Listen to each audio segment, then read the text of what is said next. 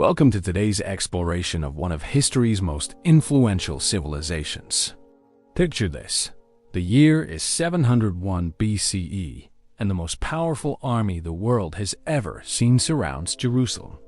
The Assyrian Emperor Sennacherib commands nearly 200,000 soldiers, the military machine that has crushed every city in its path. His siege engineers construct massive ramps against Jerusalem's walls. His archers rain arrows on defenders. His battering rams pound the gates. Inside the city, King Hezekiah and his advisors face impossible choices. Should they surrender and accept vassalage? Fight and face certain destruction? The prophet Isaiah walks the streets proclaiming that God will deliver the city, but food supplies dwindle and water runs low. The northern kingdom of Israel fell to Assyria just 2 decades earlier. Its population deported, its cities destroyed, its identity erased from history. Now Judah faces the same fate. Yet somehow, against all odds and logic, Jerusalem survives. The Assyrian army withdraws. The city endures. And from this survival emerges a religious and cultural legacy that shapes 3 major world religions and influences billions of people across millennia. But how do we get to this moment? How did a collection of tribal groups in the highlands of Canaan transform into kingdoms that would profoundly impact human civilization? What internal conflicts nearly destroyed them before external empires finished the job? And how did their ideas, stories, and texts survive catastrophic defeat to become the foundation of Western religious thought? The story of the kingdoms of Israel and Judah spans over 6 centuries of triumph and tragedy, unity and division, faith and betrayal. It begins with tribal confederations fighting for survival in the hill country. It rises to an empire stretching from Egypt to the Euphrates under Solomon.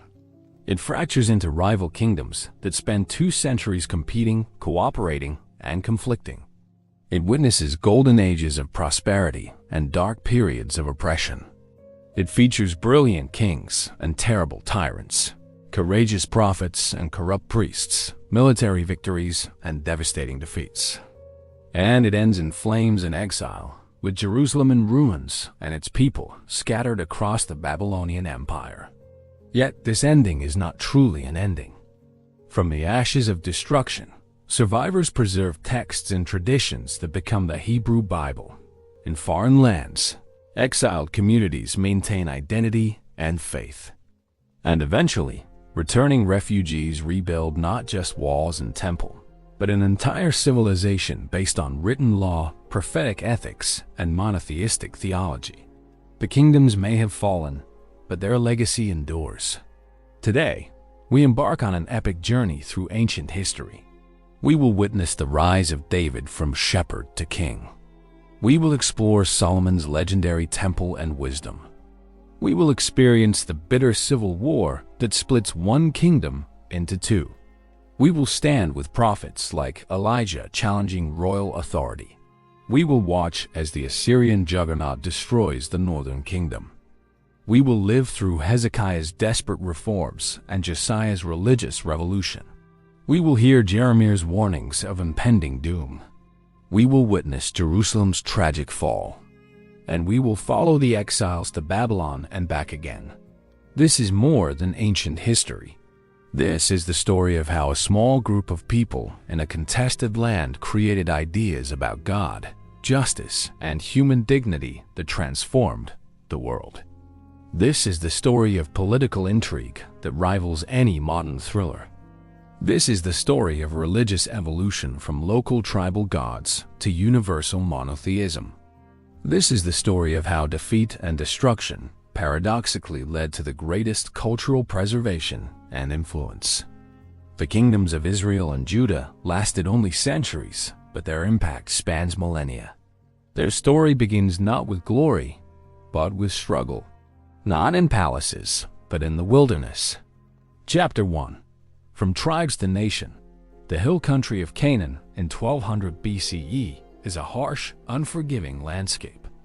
Rocky slopes covered with scrub brush rise sharply from narrow valleys. Water is scarce, agriculture difficult, survival precarious. The great empires of Egypt and Mesopotamia dominate the fertile lowlands and coastal plains, but these islands remain largely ungoverned, inhabited by scattered villages of farmers and herders who eke out subsistence from terraced fields and flocks of sheep and goats.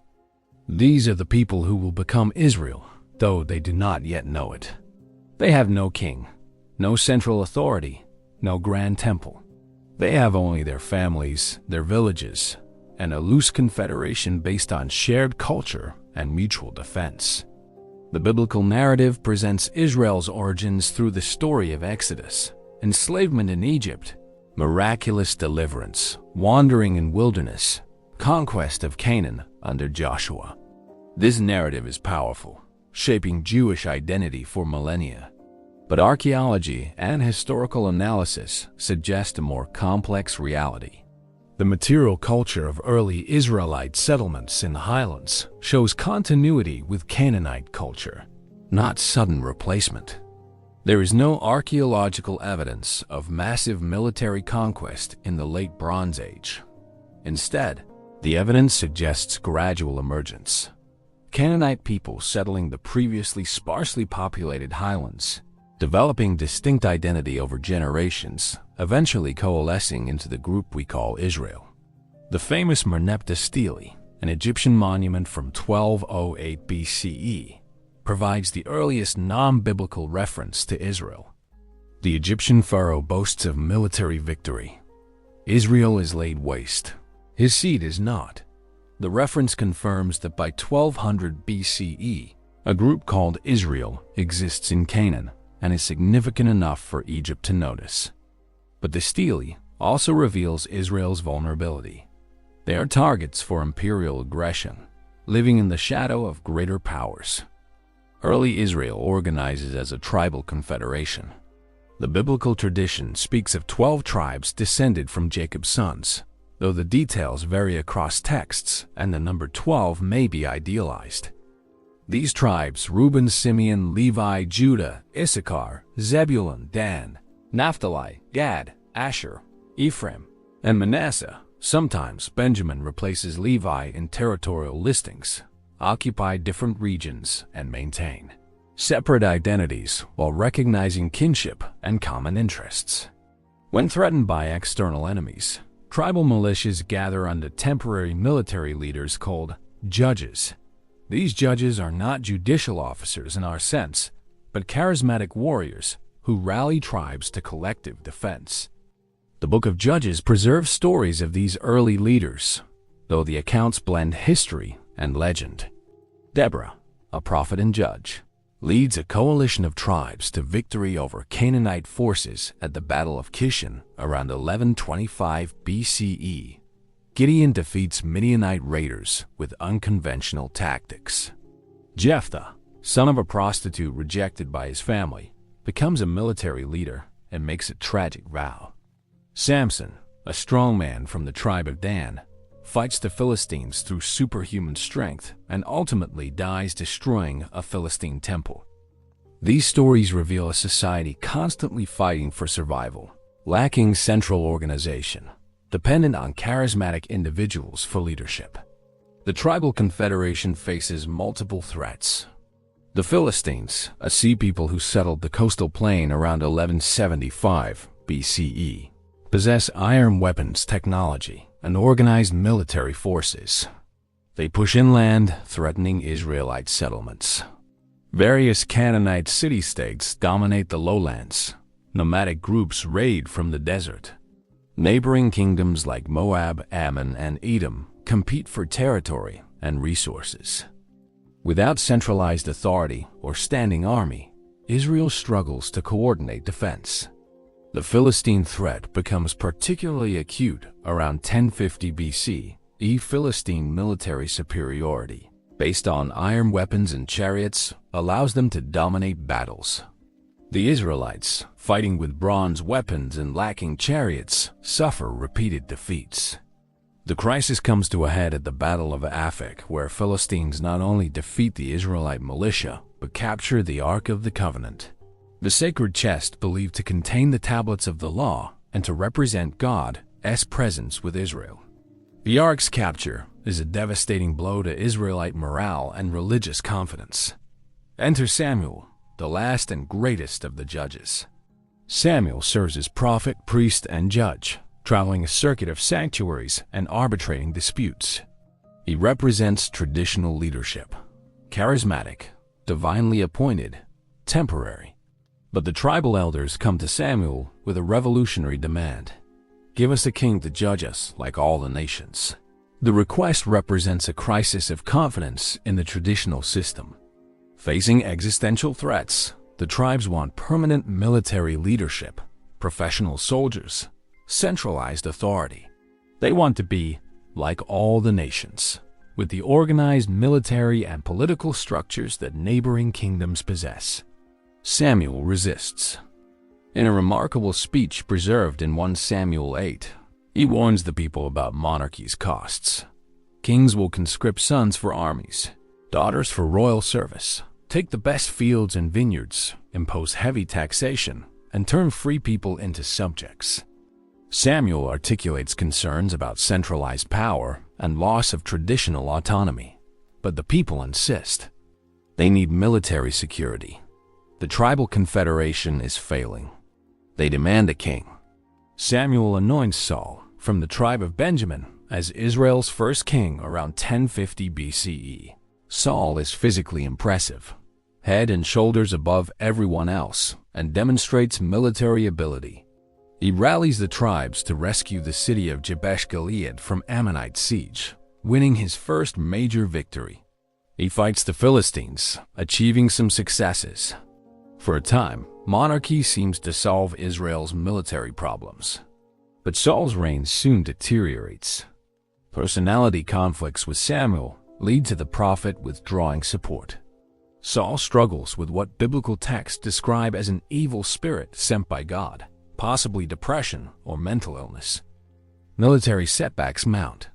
And most significantly, Saul becomes obsessed with a young rival who threatens his dynasty, David, son of Jesse from the tribe of Judah.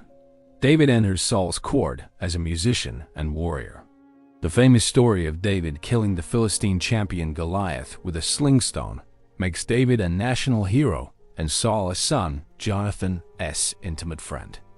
David's military successes and popularity make Saul increasingly paranoid. The king tries repeatedly to kill David, forcing him to flee to the wilderness. David becomes an outlaw, gathering followers and surviving by raids and alliances with Philistine cities. Saul pursues him obsessively, neglecting governance and military defense. The Philistines exploit Israel's internal crisis. Around 1010 BCE, they launch a major offensive. The decisive battle occurs on Mount Gilboa in the Jezreel Valley. The Philistines deploy their full military might: chariots, archers, infantry. Saul's forces fight desperately, but are overwhelmed. Saul's sons, including Jonathan, die in battle. Saul himself, severely wounded and facing capture, falls on his own sword. The Philistines behead his corpse and display it on the walls of Beth-shean. The first attempt at Israelite monarchy ends in catastrophe. Yet from this disaster emerges opportunity. David, having avoided the battle by feigning alliance with the Philistines, survives Saul's death as the obvious successor. But succession will not be automatic or peaceful. David must fight for 7 years to unite the tribes under his rule.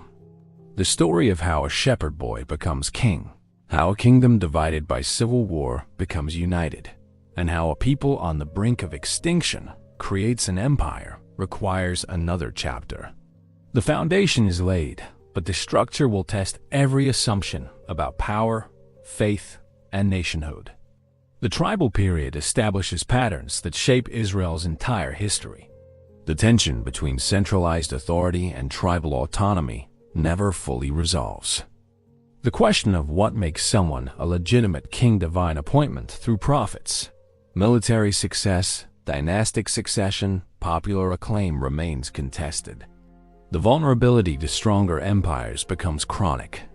And the relationship between political power and religious authority creates conflicts that span centuries. Saul's tragic reign demonstrates both the necessity and the danger of monarchy. The experiment continues, but success is far from guaranteed. Chapter 2. David, the Warrior King. The city of Hebron in 1003 BCE buzzes with political intrigue. David, the outlaw who survived Saul's murderous jealousy, receives emissaries from his own tribe of Judah. They anoint him king of Judah in Hebron, giving him a power base in the southern highlands. But northern tribes, led by Saul's surviving son, Ishbosheth, and his military commander Abner, establish a rival kingdom. For 7 years, civil war consumes Israel. Brother fights brother. Villages choose sides. Families divide. The Philistines, having destroyed Saul, watch with satisfaction as Israel tears itself apart. David demonstrates political genius during these years. He consolidates power in Judah while avoiding actions that might make reconciliation with the north impossible. When Ishbosheth's supporters assassinate him, David executes the assassins, showing respect for Saul's dynasty.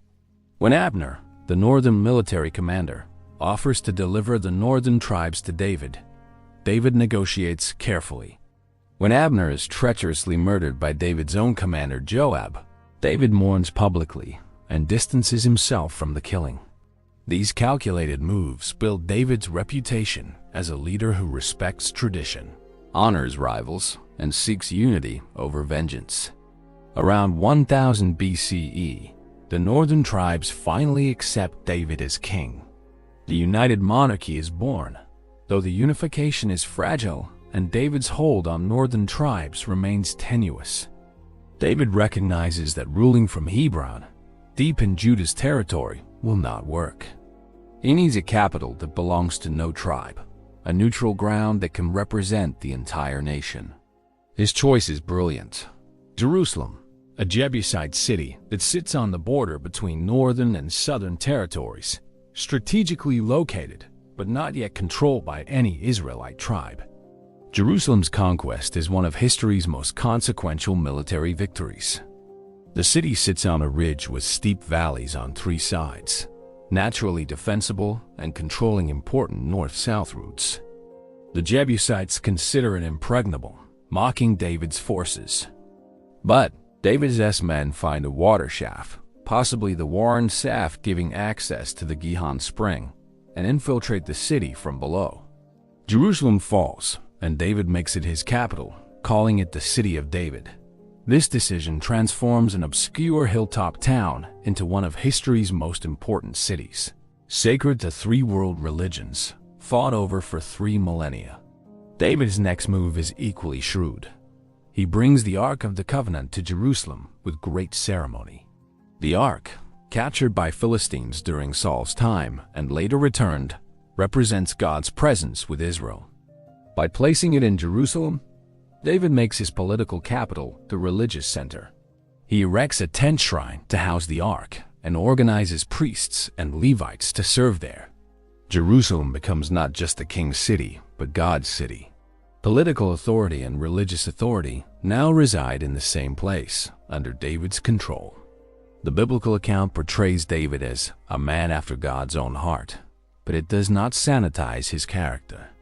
David is complex, capable of great piety and terrible sin, brilliant strategy and moral failure. The story of David and Bathsheba reveals his darker side. David, walking on his palace roof, sees Bathsheba bathing. He sends for her, sleeps with her, despite knowing she is married to Uriah, one of his elite soldiers. When Bathsheba becomes pregnant, David attempts cover-up, recalling Uriah from battle and urging him to sleep with his wife. When Uriah refuses, adhering to military purity codes, David arranges his death, sending orders that place Uriah in the front lines where he will certainly die. The prophet Nathan confronts David with a parable about a rich man stealing a poor man's beloved lamb. David, not recognizing himself in the story, declares the rich man deserves death. Nathan responds with devastating simplicity. You are the man. This confrontation establishes a crucial precedent. Even kings are subject to moral law and prophetic critique. David repents, but consequences follow. The child conceived with Bathsheba dies. David's family becomes racked with violence. His son Amnon rapes his half-sister Tamar.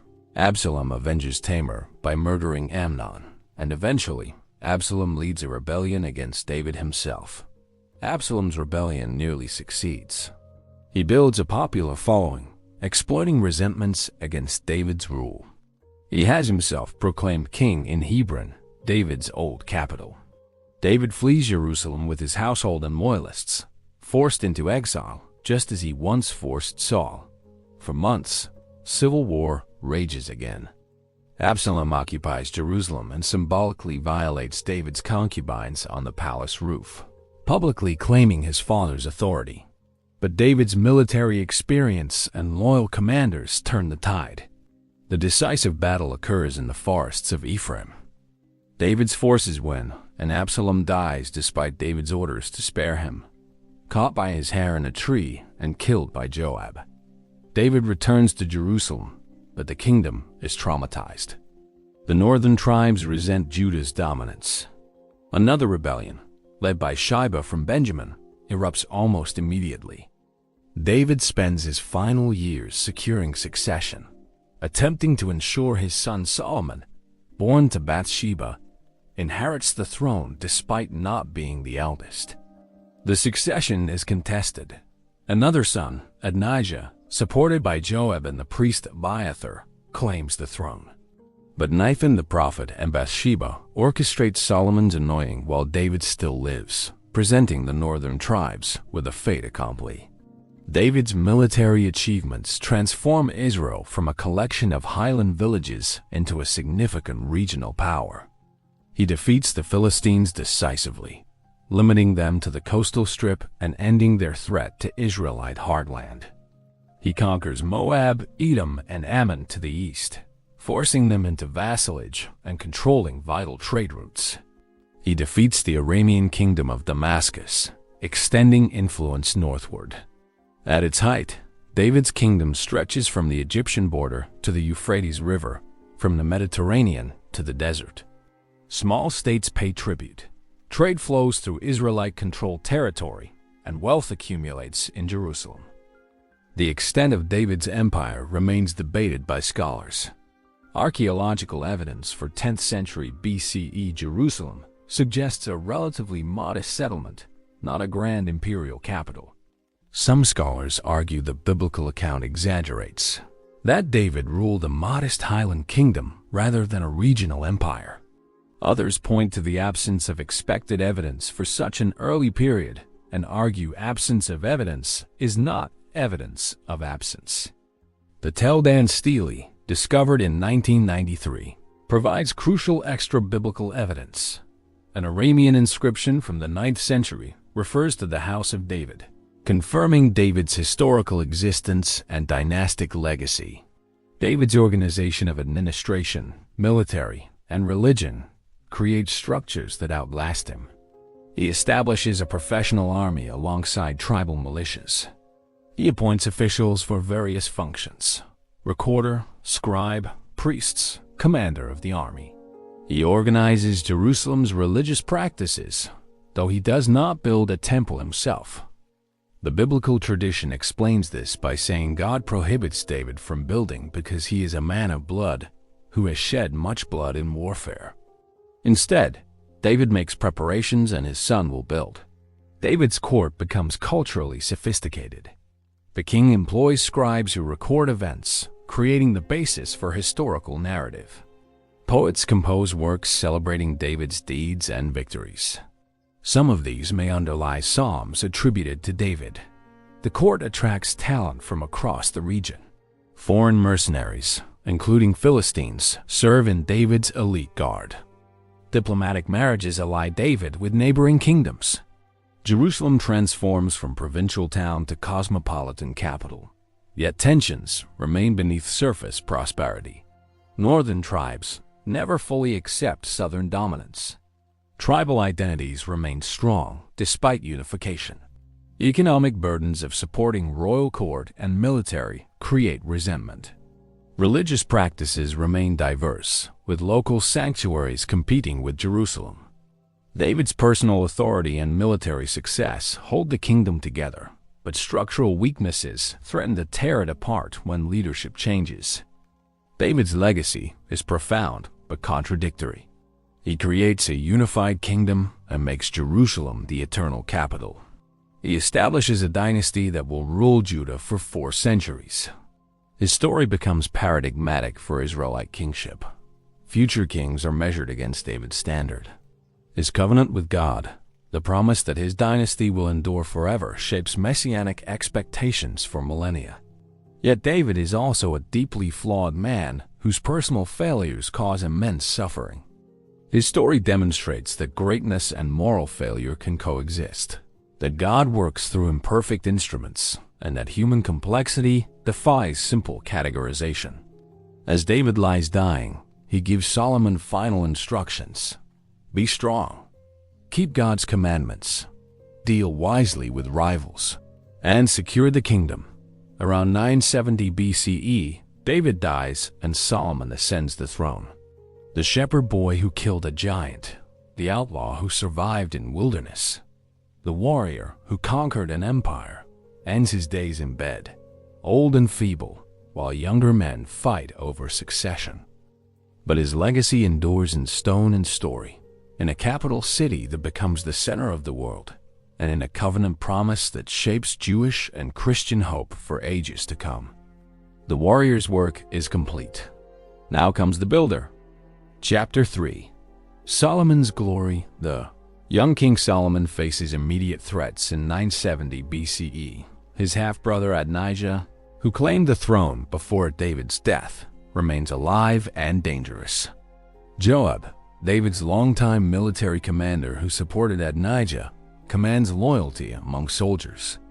Abiathar the priest, also an Adonijah supporter, wields religious influence.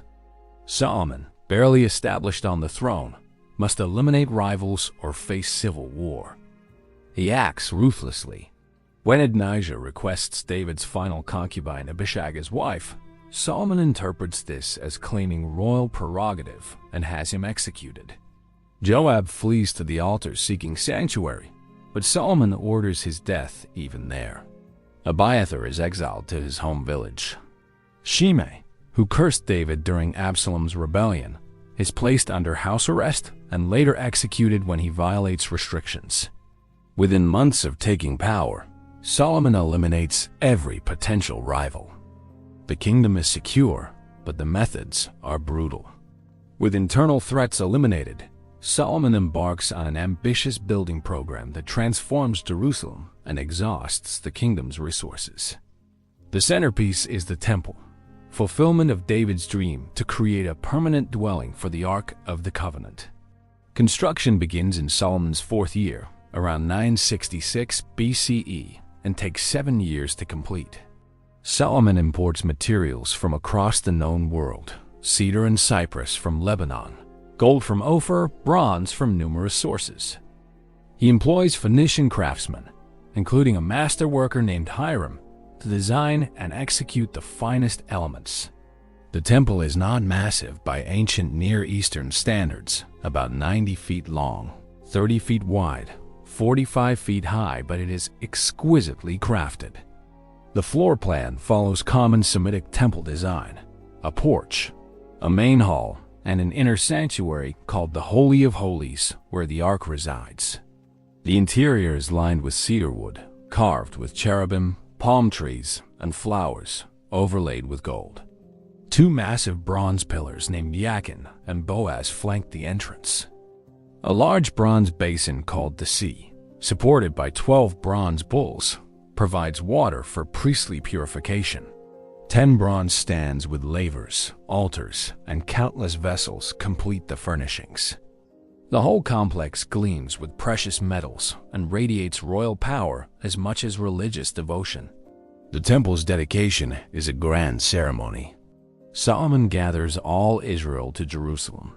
Priests bring the Ark into the Holy of Holies, Solomon offers a lengthy prayer, acknowledging that no earthly building can contain God, but asking that God's presence dwell there nonetheless. He sacrifices thousands of animals. The celebration lasts 7 days. For the first time, Israel has a permanent, centralized sanctuary designed to replace the scattered local shrines and unify worship. The implications are revolutionary. Religious authority now centers in Jerusalem under royal control. The priesthood becomes a professional class dependent on royal patronage, and tribal sanctuaries lose legitimacy. But Solomon builds more than a temple. He constructs a royal palace that actually takes longer to build than the temple, 13 years compared to 7. He creates administrative buildings, fortresses, storage cities, and chariot cities throughout the kingdom. He fortifies key locations like Hazor, Megiddo, and Gezer, guarding strategic routes. Archaeological excavations at these sites reveal impressive gates and fortifications from the 10th century BCE. Though debate continues about whether to attribute them to Solomon or later kings, Solomon's wisdom becomes legendary. The famous story of 2 women claiming the same baby, with Solomon proposing to cut the child in half to determine the true mother, illustrates his discernment. The biblical text credits him with 3,000 proverbs and 1,005 songs, though scholars debate how much wisdom literature attributed to Solomon actually originates with him. The Book of Proverbs, Ecclesiastes, and Song of Songs all claim Solomonic authorship, though they likely date from various periods. What matters historically is that Solomon's court becomes a center for wisdom tradition, collecting and creating literature that shapes Israelite culture. Solomon's international relationships bring both benefits and problems. He marries foreign princesses to seal diplomatic alliances: an Egyptian princess, Moabites, Ammonites, Edomites, Sidonians, and Hittites. These marriages secure peace and trade agreements, but introduce foreign religious practices into Jerusalem. The biblical account blames Solomon's foreign wives for leading him into idolatry, building shrines to foreign gods to please his wives. Archaeological evidence suggests that Israelite religion in this period is not exclusively monotheistic, but includes worship of multiple deities within a broader polytheistic framework. Solomon's tolerance of foreign cults may reflect practical politics and personal inclination as much as marital pressure. The most famous foreign relationship involves the Queen of Sheba, ruler of a kingdom in southern Arabia or possibly East. Retry continue edit Africa. She visits Solomon, testing his wisdom with riddles, bringing lavish gifts of gold, spices, and precious stones. Solomon answers all her questions, impressing her with his wisdom and wealth. The visit symbolizes Solomon's international prestige and establishes trade relationships with distant lands. Whether the Queen of Sheba is historical or legendary, the story reflects Solomon's reach beyond Israel as traditional borders and his reputation throughout the ancient Near East. Solomon's economic policies sustain the building programs but create growing resentment. He divides the kingdom into 12 administrative districts, deliberately cutting across tribal boundaries to weaken tribal identity and strengthen central authority. Each district must provide food for the royal court 1 month per year, an enormous burden considering the court includes thousands of officials, soldiers, servants, and horses. The text reports that Solomon's daily provisions include 30 cores of fine flour, 60 cores of meal, 10 fat oxen, 20 pasture-fed cattle, 100 sheep, besides deer, gazelles, roebucks, and fatted fowl. The quantities are staggering, and ordinary people bear the cost. Labor conscription is even more oppressive. Solomon conscripts 30,000 men for forced labor in Lebanon, working in shifts. 10,000 men serve 1 month in Lebanon and 2 months at home. Another 70,000 men serve as burden bearers, 80,000 as stonecutters in the mountains, plus 3,300 supervisors.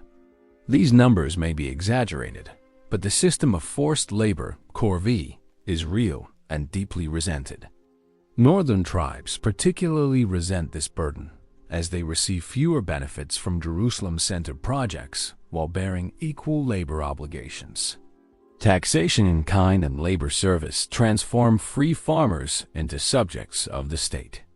The tribal elders who once made communal decisions lose authority to royal appointees. Local sanctuaries lose importance as the Jerusalem temple claims centrality. Traditional ways of life erode under centralizing pressures.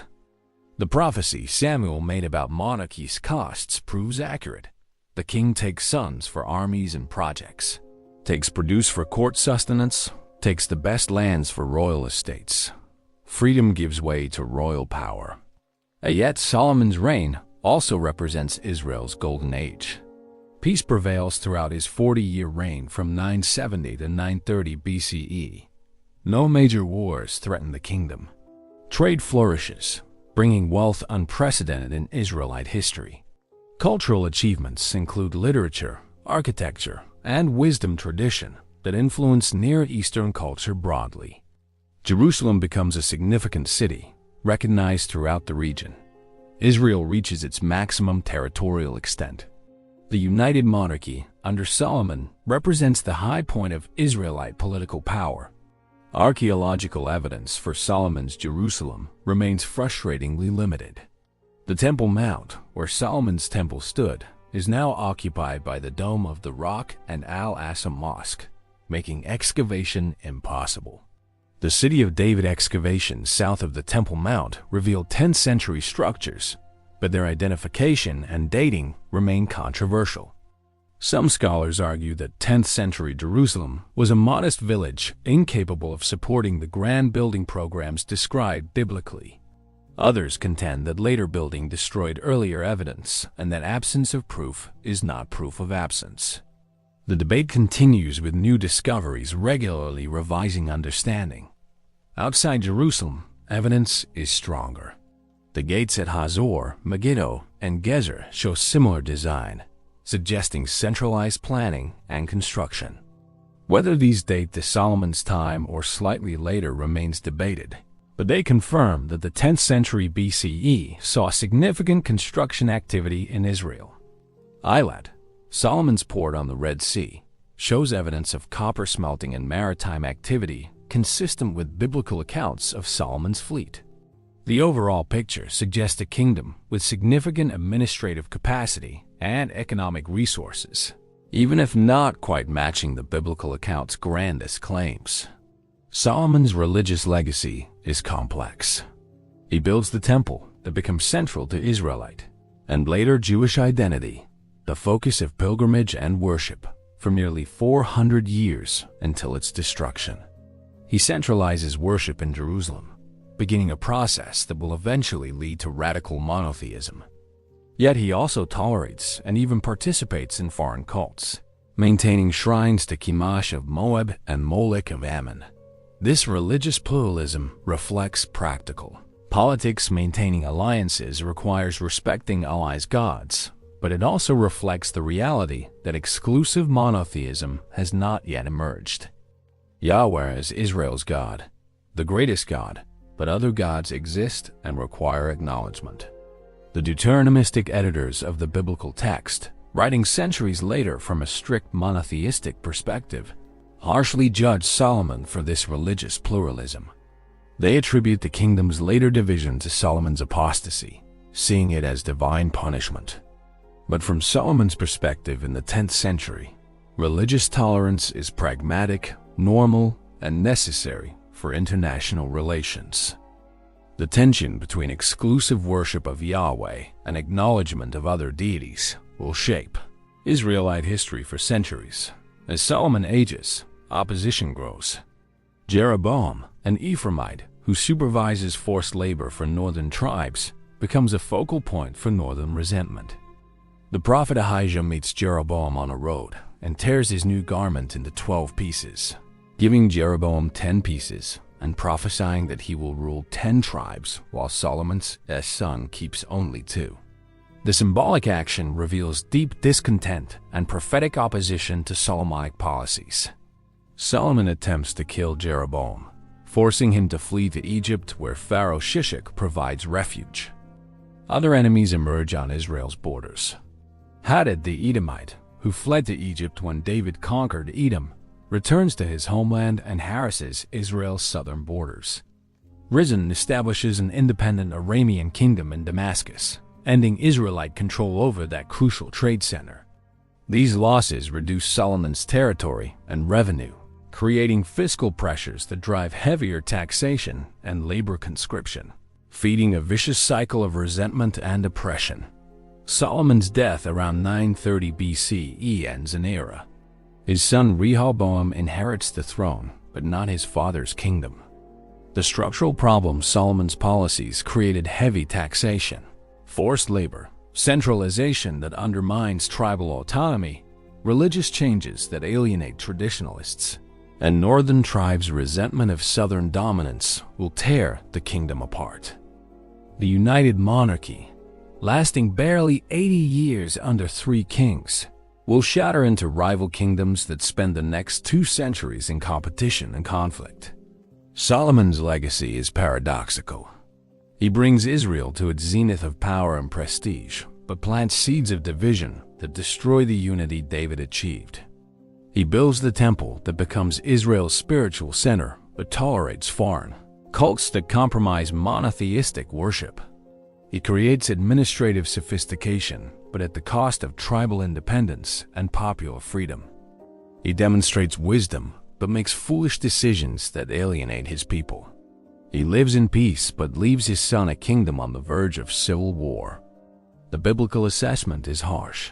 Solomon did what was evil in the sight of the Lord, and did not completely follow the Lord, as his father David had done. Yet this judgment, made from later monotheistic perspective, may miss Solomon's real failure. Not religious apostasy, but political short-sightedness, prioritizing grand projects over popular welfare, and mistaking monumental building for genuine strength. The temple will stand for nearly 4 centuries, but the United Kingdom will not survive Solomon's death by even a single year. The glory is real, but so are the fatal flaws. Chapter 4. A kingdom divided. The tribal elders of northern Israel gathered at Shechem in 930 BCE, an ancient sacred site where Joshua once renewed the covenant. They have not come to Jerusalem for Rehoboam's coronation, a pointed statement about northern autonomy. They demand an audience with Solomon's son, and their spokesman is none other than Jeroboam, recently returned from Egyptian exile. The northern tribes present clear demands. Lighten the harsh labor service your father imposed. Reduce the heavy yoke he put on us, and we will serve you. The demand is reasonable, the path to unity clear. Rehoboam asks for 3 days to consider. The king's older advisors, men who served Solomon, counsel moderation. If you will be a servant to this people today and serve them, and speak good words to them when you answer them, then they will be your servants forever. Make concessions, lighten burdens, secure loyalty. But Rehoboam's young friends, men who grew up in palace luxury, give opposite advice. Show strength, refuse compromise, assert dominance. They propose a harsh response. My father made your yoke heavy, but I will add to your yoke. My father disciplined you with whips, but I will discipline you with scorpions. Rehoboam chooses the young men's counsel. When the tribal elders return, he delivers the harsh message with contempt. The response is immediate and final. The northern tribes renounce the Davidic dynasty with a traditional cry. What portion do we have in David? We have no inheritance in the son of Jesse. To your tents, O Israel. Look now to your own house, David. The elders return to their territories and proclaim Jeroboam king over Israel. When Rehoboam sends his labor chief Adoram to collect tribute, the northerners stone him to death. Rehoboam flees to Jerusalem. The united monarchy ends not with military defeat but with political stupidity. Israel, the name now refers specifically to the northern kingdom, comprises 10 tribes occupying the more fertile and populous territories: Ephraim, Manasseh, Issachar, Zebulun, Naphtali, Asher, Dan, Gad, and portions of Benjamin and Levi. Judah, the southern kingdom, includes primarily the tribes of Judah and Simeon, with Jerusalem as capital. Benjamin's territory is contested, and Levi, having no tribal territory, is scattered in both kingdoms. Jeroboam faces immediate problems. His kingdom lacks religious legitimacy. The temple is in Judah, and if northern Israelites make pilgrimage to Jerusalem, they might transfer loyalty back to the Davidic dynasty. Jeroboam's solution is brilliant and, from the southern perspective, heretical. He establishes two sanctuaries in northern and southern Israel, at Dan and Bethel, placing golden calves in each. These are not idols worshipping foreign gods, but pedestals representing Yahweh's presence, similar to the cherubim in Solomon's temple. Jeroboam declares, "You have gone up to Jerusalem long enough. Behold your gods, O Israel, who brought you up out of the land of Egypt." The biblical writers, loyal to Jerusalem and the Davidic line, denounced Jeroboam's sanctuaries as apostasy and blasphemy. Every northern king is judged by the standard of whether he removes the sins of Jeroboam which he caused Israel to sin. But from Jeroboam's perspective, he creates legitimate alternatives to Jerusalem, asserting northern religious independence and preventing Judaic religious control over his kingdom.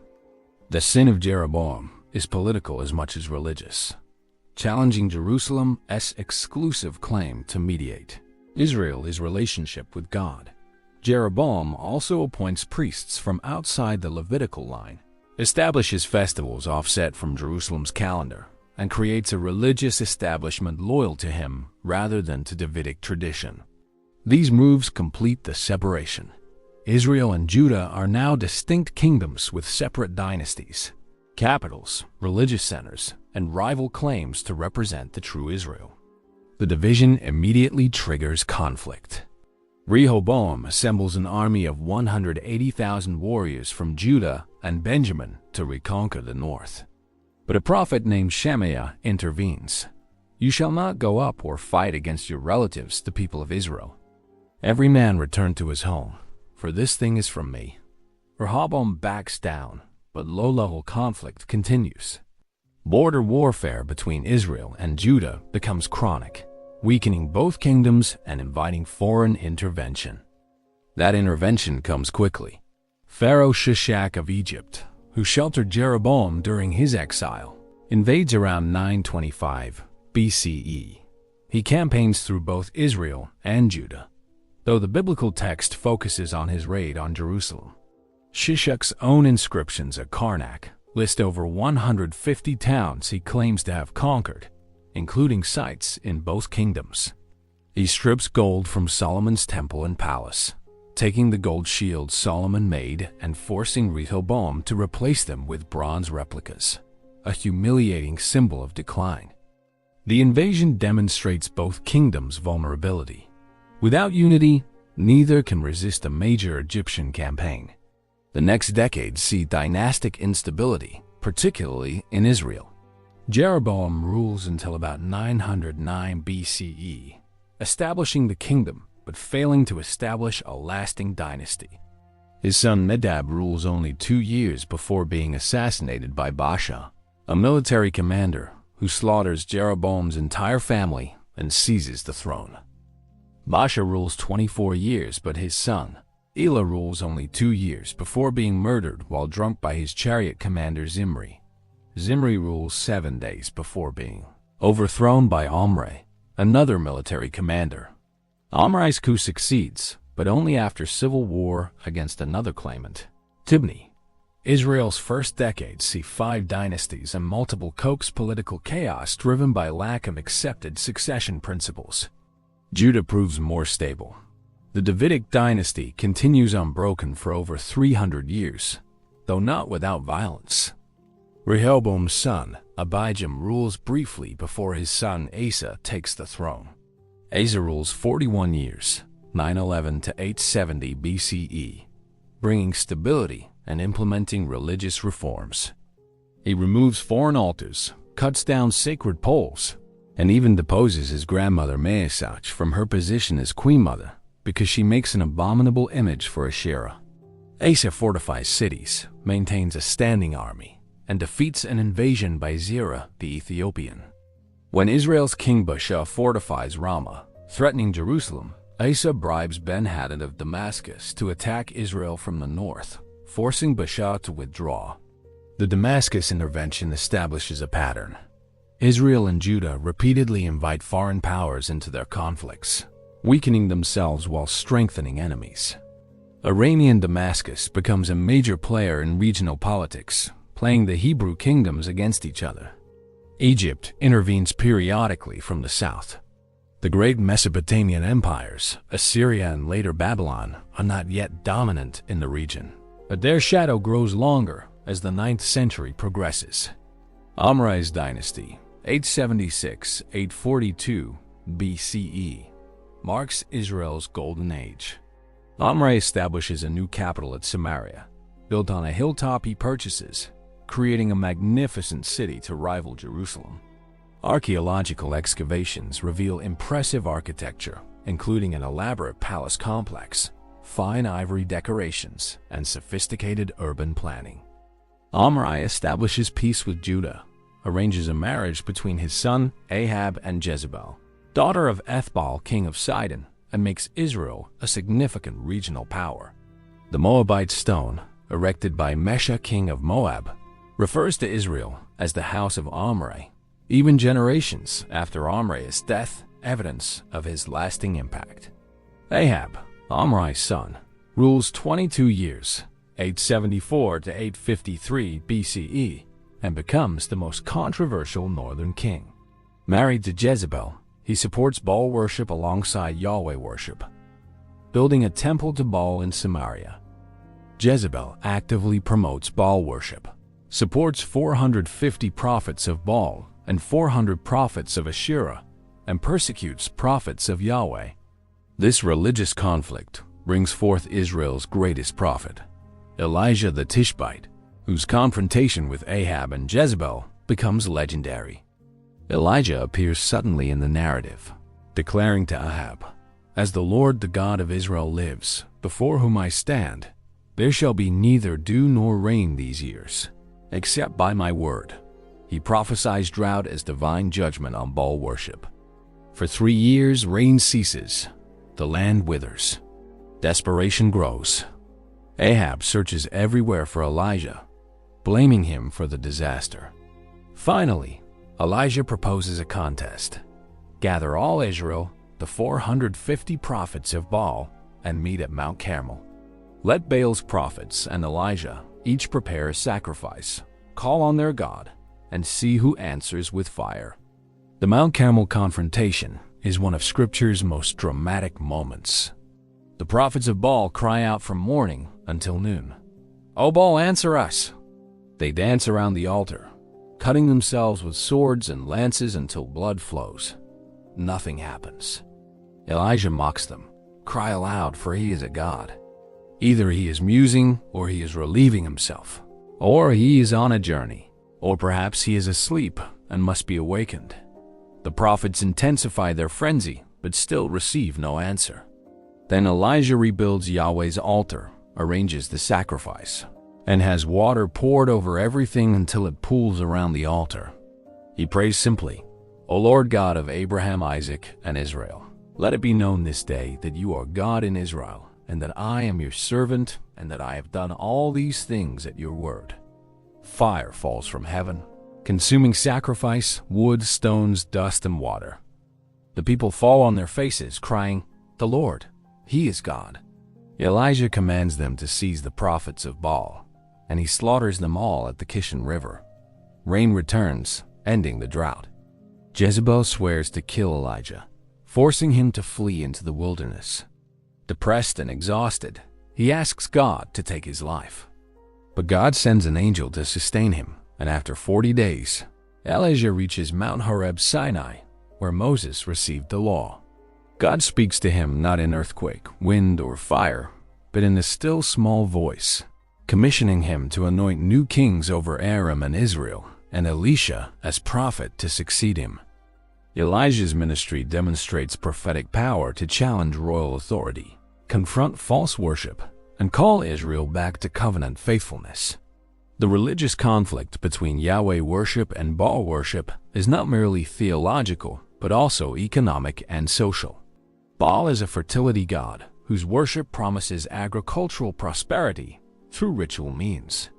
Yahweh worship emphasizes covenant faithfulness, ethical behavior, and social justice. The prophets oppose Baal not only for theological reasons, but because Baal worship is associated with royal oppression, neglect of covenant obligations, and abandonment of traditional Israelite values. This conflict becomes concrete in the story of Naboth's vineyard. Ahab wants to acquire a vineyard adjacent to his palace for a vegetable garden. Naboth refuses to sell because it is his ancestral inheritance. Ahab sulks like a spoiled child, but Jezebel, raised in Phoenician autocracy, where kings take what they want, arranges Naboth's judicial murder. She has false witnesses accuse Naboth of blasphemy, and he is stoned. Ahab takes possession of the vineyard. Elijah confronts Ahab with God's word. Have you killed and also taken possession? In the place where dogs licked up the blood of Naboth, shall dogs lick your own blood. The prophecy focuses not on false worship, but on injustice and abuse of power. Ahab, surprisingly, repents in sackcloth and ashes. The judgment is postponed to his son's reign, but it will come. These stories from the divided kingdom period reveal fundamental tensions in Israelite society: monarchy versus tribal traditions, centralized power versus covenant community, royal religion versus prophetic critique, agricultural prosperity versus covenantal ethics. These tensions will shape both kingdoms' histories and ultimately contribute to their destruction. But before that end, both kingdoms experience periods of prosperity, military success, and cultural achievement. The division is permanent, but the story is far from over. Chapter 5: Prophets and Kings. The chariot raced across the Jezreel Valley in 841 BCE, driven with furious purpose. Inside is Jehu son of Jehoshaphat, recently anointed king of Israel by a prophetic disciple, now rushing to fulfill his commission: destroy the house of Ahab and end Baal worship. The watchman on the tower at Jezreel sees the dust cloud and recognizes the driver. The driving is like the driving of Jehu's son Nimshi, for he drives furiously. King Joram of Israel and King Uzziah of Judah ride out to meet him, not knowing they rush to their deaths. Jehu shoots Joram with an arrow between the shoulders, and the arrow pierces his heart. Uzziah of Judah flees but is mortally wounded. Jehu enters Jezreel, where Jezebel, hearing of the coup, paints her eyes, adorns her head, and looks out the window with royal dignity. Is it peace, you Zimri, murderer of your master? She calls, comparing Jehu to an earlier regicide who ruled only 7 days. Jehu calls to the eunuchs at the window. Who is on my side? They throw Jezebel down from the window. Her blood spatters the wall and horses trample her. When servants go to bury her, they find only her skull, feet, and palms. Dogs have eaten the rest, fulfilling Elijah's prophecy about her gruesome end. Jehu's purge is thorough and brutal. He slaughters all 70 of Ahab's sons, 42 relatives of Judah's king Uzziah, and every remaining member of Ahab's house. He tricks Baal worshippers into gathering at the temple of Baal in Samaria for a great sacrifice, then massacres them, all prophets, priests, and worshippers. He demolishes the temple and turns it into a latrine. The Ammonite dynasty ends in blood, and Baal worship in Israel is temporarily crushed.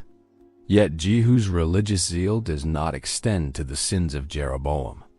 The golden calves at Dan and Bethel remain. Israel's separation from Jerusalem continues. And Jehu's brutality, while approved by the prophet who anointed him, brings consequences. Hazael of Damascus attacks Israel, conquering all territories east of the Jordan. Israel loses Gilead, Gad, Reuben, and Manasseh, vast territories that will never be fully recovered.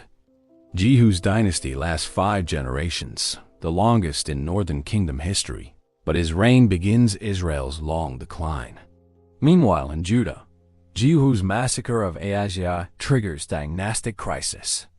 Athaliah, Ahaziah's mother and daughter of Ahab and Jezebel, seizes power and attempts to kill all royal heirs, ensuring her position.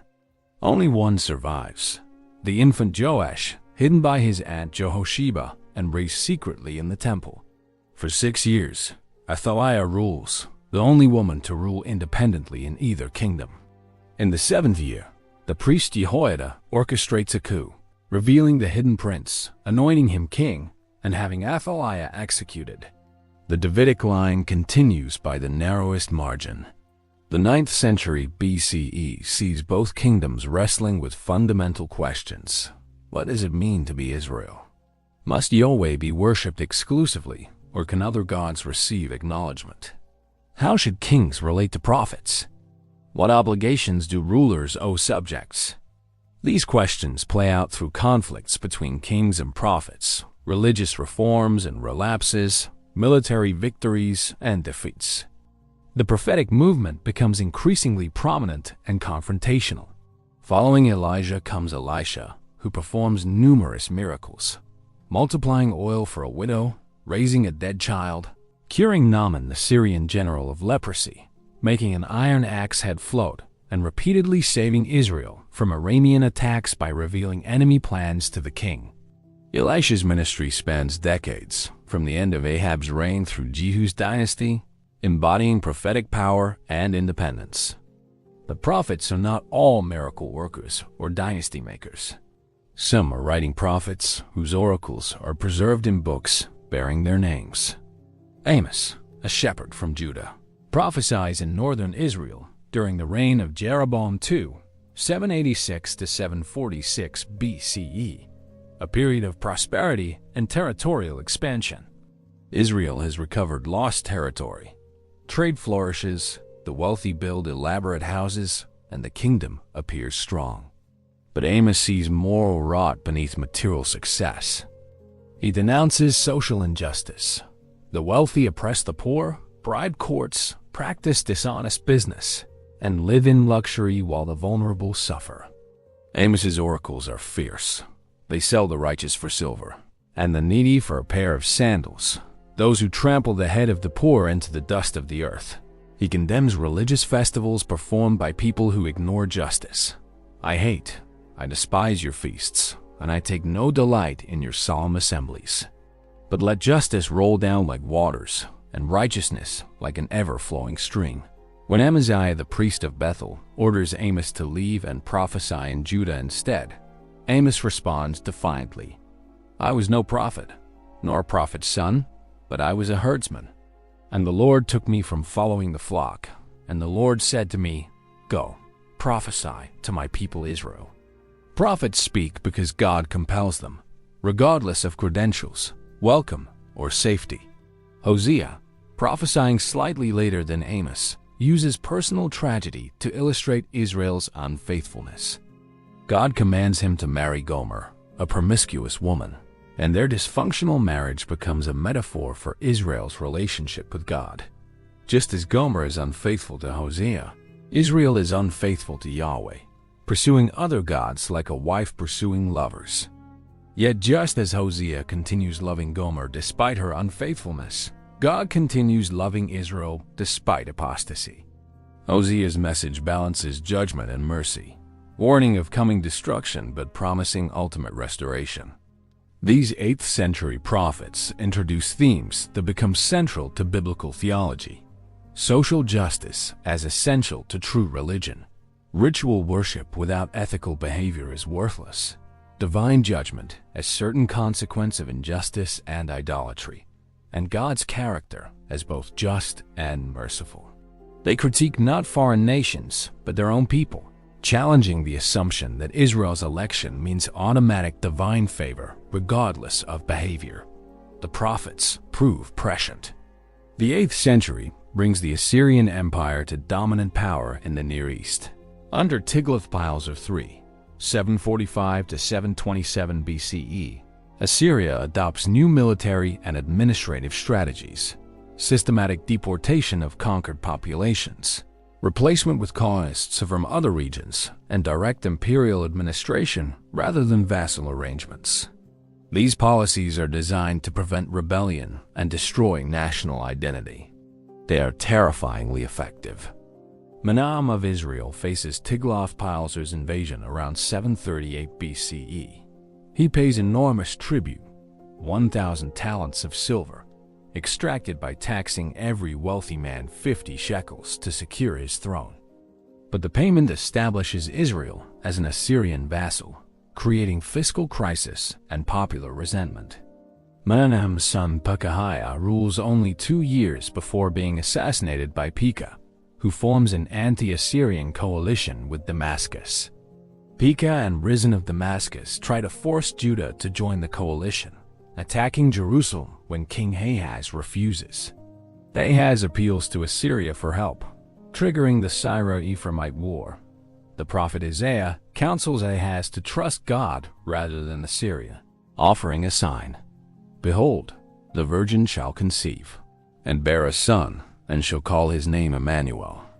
But Ahaz chooses Assyrian protection, sending tribute and declaring himself Assyria's vassal. Tiglath-Pileser responds by destroying Damascus, killing Rezin, and conquering most of northern Israel.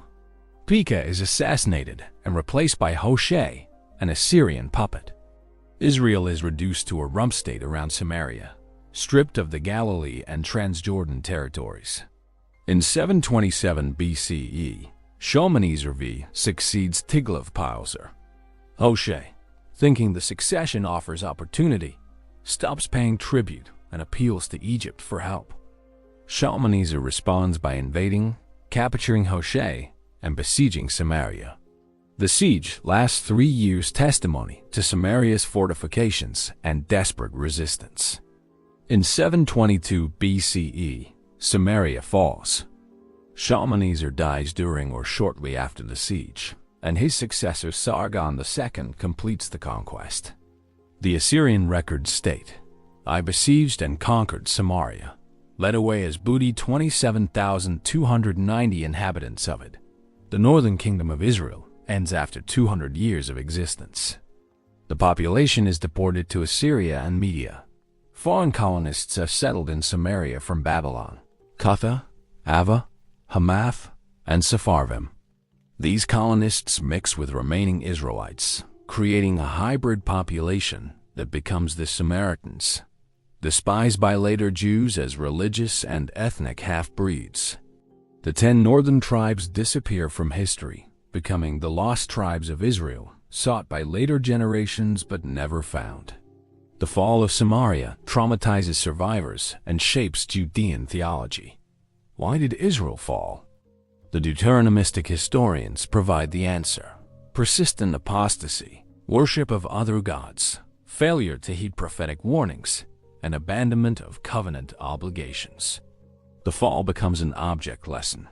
God keeps covenant promises, both blessings for obedience and curses for disobedience. Israel's destruction is not divine impotence before Assyria, but divine judgment executed through Assyrian power. Judah survives, reduced to vassal status but intact. King Ahaz has purchased survival through submission to Assyria, but the price is high: economic exploitation, political subservience, and religious compromise. Ahaz even installs an Assyrian-style altar in the temple, displacing Solomon's bronze altar.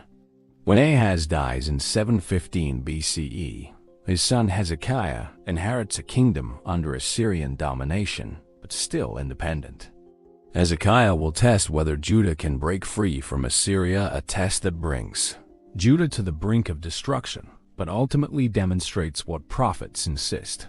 Trust in God, not in political alliances, offers the only true security. The stage is set for one of ancient history's most dramatic confrontations. Chapter 6. Hezekiah's Gamble. The king's masons carved through solid rock beneath Jerusalem in 701 BCE, digging from both ends toward the middle in desperate haste. King Hezekiah has rebelled against Assyria, and Sennacherib's army approaches. Jerusalem's water source, the Gihon Spring, lies outside the city walls, vulnerable to siege. Hezekiah orders an incredible feat of engineering. A tunnel nearly 1,800 feet long, cut through bedrock to bring water from the spring into the city. The tunnel curves in an S-shape, following natural fissures, and the two teams digging from opposite ends miraculously meet in the middle. The Salam inscription, carved by workers when they break through, celebrates the achievement. While the excavators wielded the pickaxe, each man toward his fellow. There was heard a man's voice calling to his fellow, and on the day of the tunnel's completion, the excavators struck each man to meet his fellow, pickaxe against pickaxe. Then water flowed from the spring to the pool for 1,200 cubits. Hezekiah's tunnel is only one element of extensive preparations for war. He fortifies Jerusalem's walls, builds towers, manufactures weapons and shields in quantity, and organizes a professional army. He fortifies cities throughout Judah, creating defense in depth. He secures alliances with Egypt and neighboring states. Most controversially, he implements sweeping religious reforms, destroying local shrines called high places throughout Judah, centralizing worship in Jerusalem, removing the bronze serpent Moses supposedly made because people are worshiping it, and purifying the temple of Assyrian cult objects his father installed. These reforms are revolutionary. For centuries, Israelites have worshipped Yahweh at local sanctuaries throughout the land. Abraham built altars at Shechem and Bethel. Jacob worshipped at Bethel. Samuel judged at Ramah, Bethel, Gilgal, and Mizpah. Elijah offered sacrifice on Mount Carmel. Local shrines are traditional, convenient, and serve legitimate worship. But Hezekiah insists that only Jerusalem is authorized, that local shrines enable syncretism and idolatry, and that true worship requires centralization. He destroys centuries of religious infrastructure, confiscates priestly property, and forces worship patterns to conform to his vision. The religious reforms and political rebellion are interconnected. Assyrian vassalage includes acknowledging Assyrian gods and installing their symbols in subject people's temples. By purifying the temple, Hezekiah rejects Assyrian religious and political authority. He declares independence not only politically, but theologically.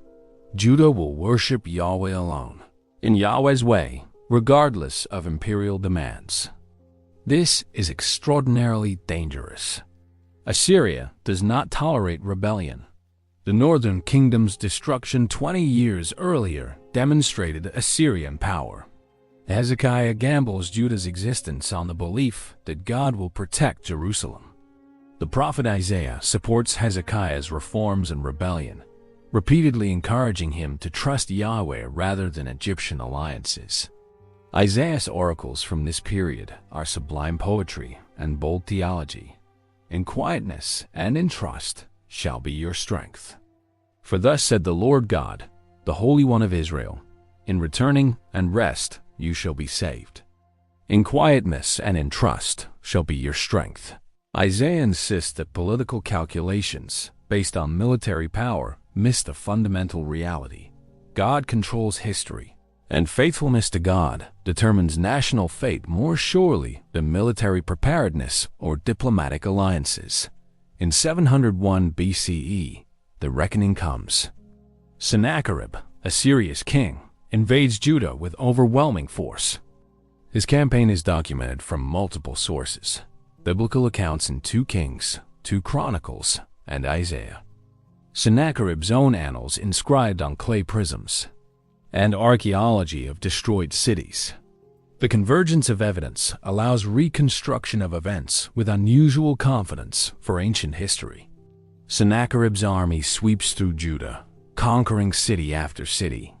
The siege of Lachish, Judah's second largest city, is documented in remarkable detail by Assyrian palace reliefs now in the British Museum.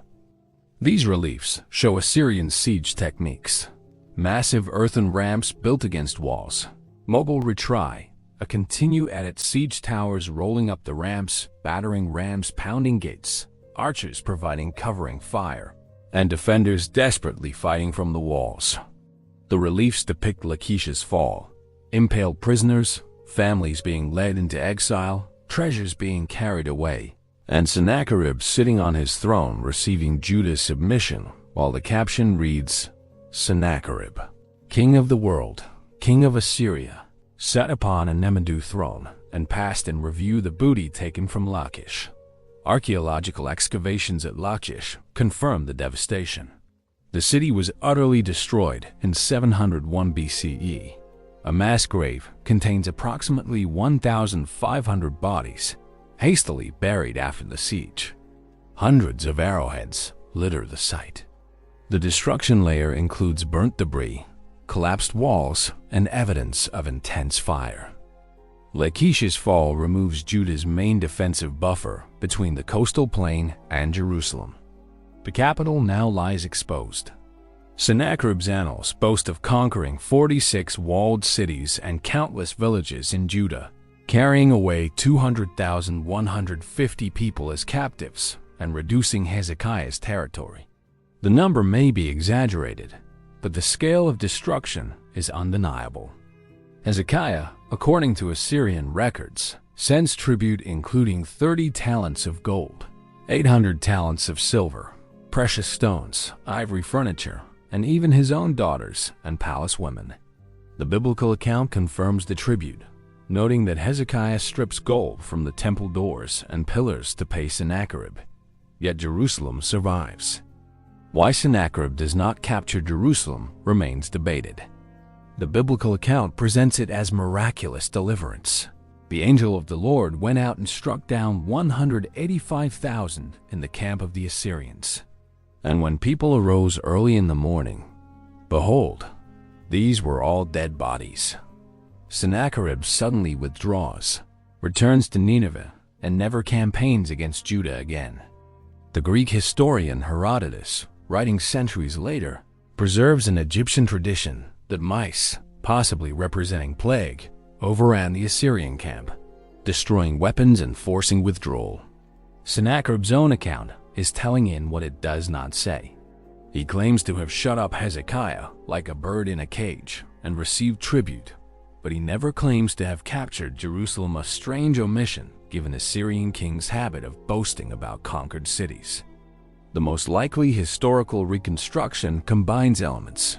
Sennacherib besieged Jerusalem but faced difficulties, perhaps plague, news of threats elsewhere, recognition that capturing a well-defended hilltop city would be costly, or awareness that Egypt was mobilizing. He accepted Hezekiah's massive tribute as victory enough, withdrew his army, and allowed Jerusalem to survive as a vassal state. From the biblical writer's perspective, the survival is miraculous regardless of mechanisms. Judah should have suffered Israel's fate, complete destruction and deportation. Instead, Jerusalem survives, the Davidic dynasty continues, and the temple remains intact. This survival becomes foundational to Judean theology. God protects Jerusalem, the city he chose as his dwelling place. The temple cannot fall. The Davidic covenant guarantees perpetual dynasty. This Zion theology shapes Judean consciousness for the next century, creating both confidence in divine protection and dangerous complacency about covenant obligations. Hezekiah's reign ends around 686 BCE. He has successfully navigated between submission and rebellion, maintained independence while paying tribute, and implemented religious reforms that moved Judah towards centralized monotheistic worship. Manasseh reverses Hezekiah's reforms completely. He rebuilds the high places his father destroyed, erects altars to Baal, makes an Asherah pole, worships celestial bodies, and even places an idol in the temple. He practices child sacrifice, passing his son through fire in the valley of Hinnom. He consults mediums and spiritists. He sheds innocent blood until Jerusalem is filled with it. The biblical assessment is utterly damning. Manasseh seduced them to do more evil than the nations whom the Lord destroyed before the people of Israel. Why does Manasseh repudiate his father's reforms so thoroughly? Several factors likely contribute. As Assyria's loyal vassal, he must acknowledge Assyrian gods and participate in imperial religious practices, Reversal of Hezekiah's purification is political necessity. The religious reforms alienated traditionalists who resented centralization and loss of local sanctuaries. Manasseh restores religious pluralism. The Assyrian withdrawal from Jerusalem convinced some that Hezekiah's rebellion was foolish, nearly destroying Judah, and that survival requires submission. Manasseh represents the pro-Assyrian faction. And Manasseh may simply have different religious convictions, genuinely believing that multiple cults strengthen rather than weaken the kingdom. The Deuteronomistic historians attribute Judah's eventual destruction to Manasseh's sins. Yet the Lord did not turn from the burning of his great wrath, by which his anger was kindled against Judah, because of all the provocations with which Manasseh had provoked him. Even Josiah's later reforms cannot atone for Manasseh's abominations. This theological interpretation makes Manasseh the ultimate villain, but it may obscure political reality. Manasseh's long, stable reign suggests his policies worked pragmatically. By submitting to Assyria, avoiding rebellion, and maintaining internal peace, he gives Judah 55 years without invasion, remarkable stability given the period's violence. Chronicles presents a different, more sympathetic portrait. Assyria captures Manasseh, takes him to Babylon in chains, and there he repents. God restores him to Jerusalem, where he removes foreign gods and repairs the temple. This tradition, absent from Kings, may reflect later theological necessity to explain how such a wicked king rules so long. If Manasseh was purely evil, why did God allow his lengthy reign? The chroniclers answer, he eventually repented. Manasseh's son Amon rules only 2 years before servants assassinate him in 642 BCE. The people of the land, probably rural landowners and traditional elements, execute the assassins in place. Amon's 8-year-old son, Josiah, on the throne. Josiah's reign will see the most dramatic religious reform in Judah's history, driven by a remarkable discovery in the temple and occurring against the backdrop of Assyrian imperial collapse. The stage is set for Judah's last great king and a religious transformation that shapes Judaism permanently. But before examining Josiah's extraordinary reign, we must consider the prophetic literature from this period. While Kings and Chronicles provide political narrative, the prophets offer theological interpretation and social critique that illuminates the religious and ethical struggles beneath political events. Isaiah of Jerusalem, active during Hezekiah's reign, articulates the Zion theology that gives Jerusalem special status. Zion shall be redeemed by justice, and those in her who repent by righteousness. He prophesies that nations will stream to Jerusalem to learn God's ways, that God has chosen Zion as his dwelling, and that the Davidic line will culminate in an ideal king bringing justice and peace. These themes encourage Hezekiah's resistance to Assyria, but also create expectations that will be shattered when Babylon eventually destroys Jerusalem. Micah, Isaiah's contemporary from rural Judah, offers harsher critique of social injustice. Woe to those who devise wickedness and work evil on their beds. When the morning dawns, they perform it, because it is in the power of their hand. They covet fields and seize them, and houses, and take them away. They oppress a man and his house, a man and his inheritance. Micah condemns Jerusalem's leaders who abhor justice and pervert all equity, who build Zion with blood and Jerusalem with iniquity. His prophecies balance doom and hope. Judgment comes because of sin, but God will restore a remnant and establish peace. Zephaniah, prophesying during Josiah's early reign, announces coming day of the Lord, when God will judge not only Judah, but all nations.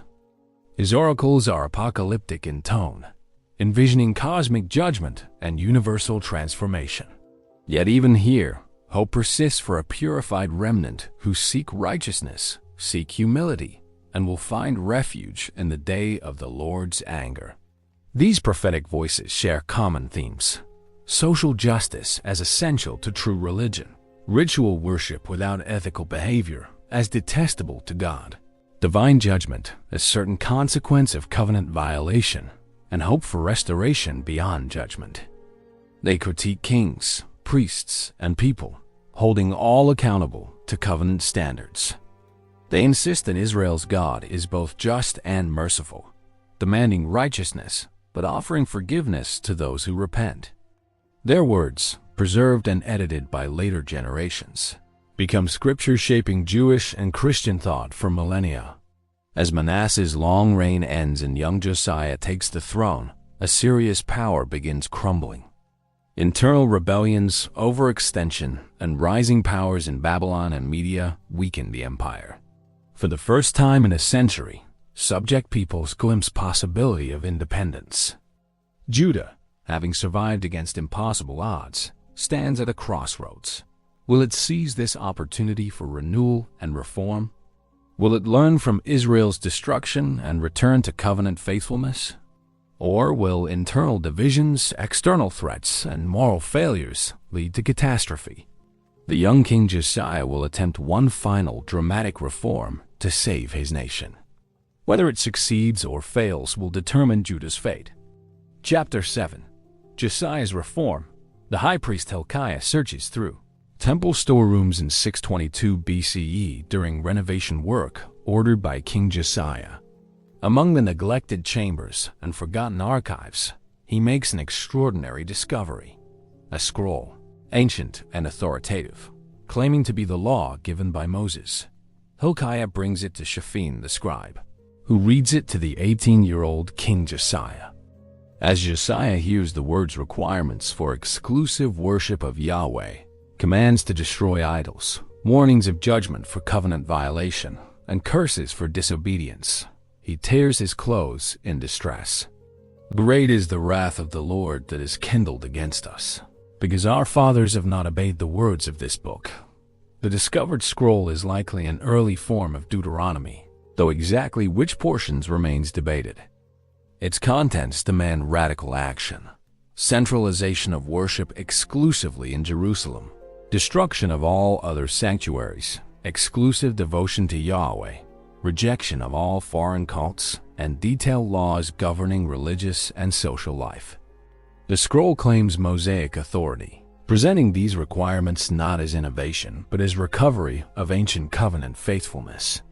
Whether the scroll genuinely dates to Moses, was composed during Hezekiah's reign, or was created specifically to support Josiah's reforms, remains one of biblical scholarship's contentious questions. Josiah sends officials to consult Huldah the prophetess about the book's authenticity. Huldah confirms its divine origin and prophesies coming judgment on Judah for generations of apostasy. But because Josiah humbled himself and tore his clothes upon hearing God's words, he will die in peace before the disaster comes. Empowered by prophetic authentication, Josiah launches the most comprehensive religious reform in Judah's history. The king gathers all Judah elders, priests, prophets, and people to the temple and reads the entire scroll aloud.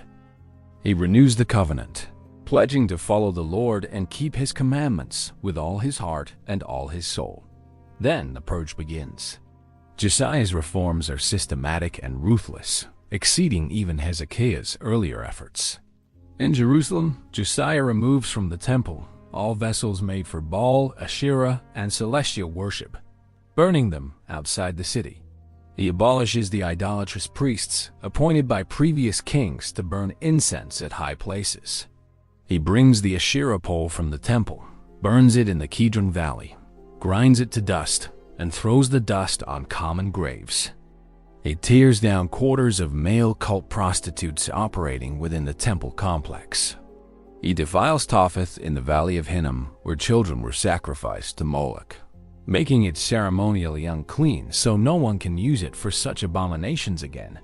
But Josiah's reforms extend far beyond Jerusalem. He desecrates high places throughout Judah, breaking down altars, cutting down Asherah poles, and scattering human bones on former altars to defile them permanently. He travels north into former Israelite territory, now Assyrian provinces, and destroys sanctuaries there too. At Bethel, where Jeroboam had placed one of his golden calves, nearly 300 years earlier, Josiah tears down the altar and high place burns the Asherah pole and fulfills an ancient prophecy that a Davidic king named Josiah would desecrate this shrine. He slaughters priests of high places throughout the region, completing the religious purification. The centralization of worship in Jerusalem has profound implications. Local sanctuaries have served Israelites for centuries, providing convenient access to priests, sacrifice, and religious festivals. Now, all legitimate worship must occur in Jerusalem. Families must travel to the capital for major festivals. Only Jerusalem's priests may offer sacrifice. Regional religious establishments are dismantled, their priests unemployed or absorbed into Jerusalem's temple staff at reduced status. The reforms concentrate enormous power in Jerusalem, strengthening both royal and priestly authority while displacing traditional centers. Josiah celebrates Passover with unprecedented grandeur and proper observance. The narrative notes that no such Passover had been kept since the days of the judges who judged Israel, or during all the days of the kings of Israel or of the kings of Judah. This statement reveals that Passover, though commemorating the Exodus, has not been regularly observed as a national festival. Josiah's Passover becomes a model for future practice and a public demonstration of renewed covenant faithfulness. The discovered law book becomes central to Judean religion. It is read publicly, taught to the people, and made the standard for evaluating behavior. This represents a crucial shift. Religion based on written text rather than primarily on inherited practice. The book of the law creates new roles: scribes who copy and interpret it, teachers who explain it, and readers who make it accessible to ordinary people. Textuality begins replacing exclusively oral tradition, though oral transmission remains important for centuries. Josiah's reforms occur during a unique historical moment. Assyria is collapsing under attacks from Babylon and Media. Egyptian power is recovering under the 26th dynasty.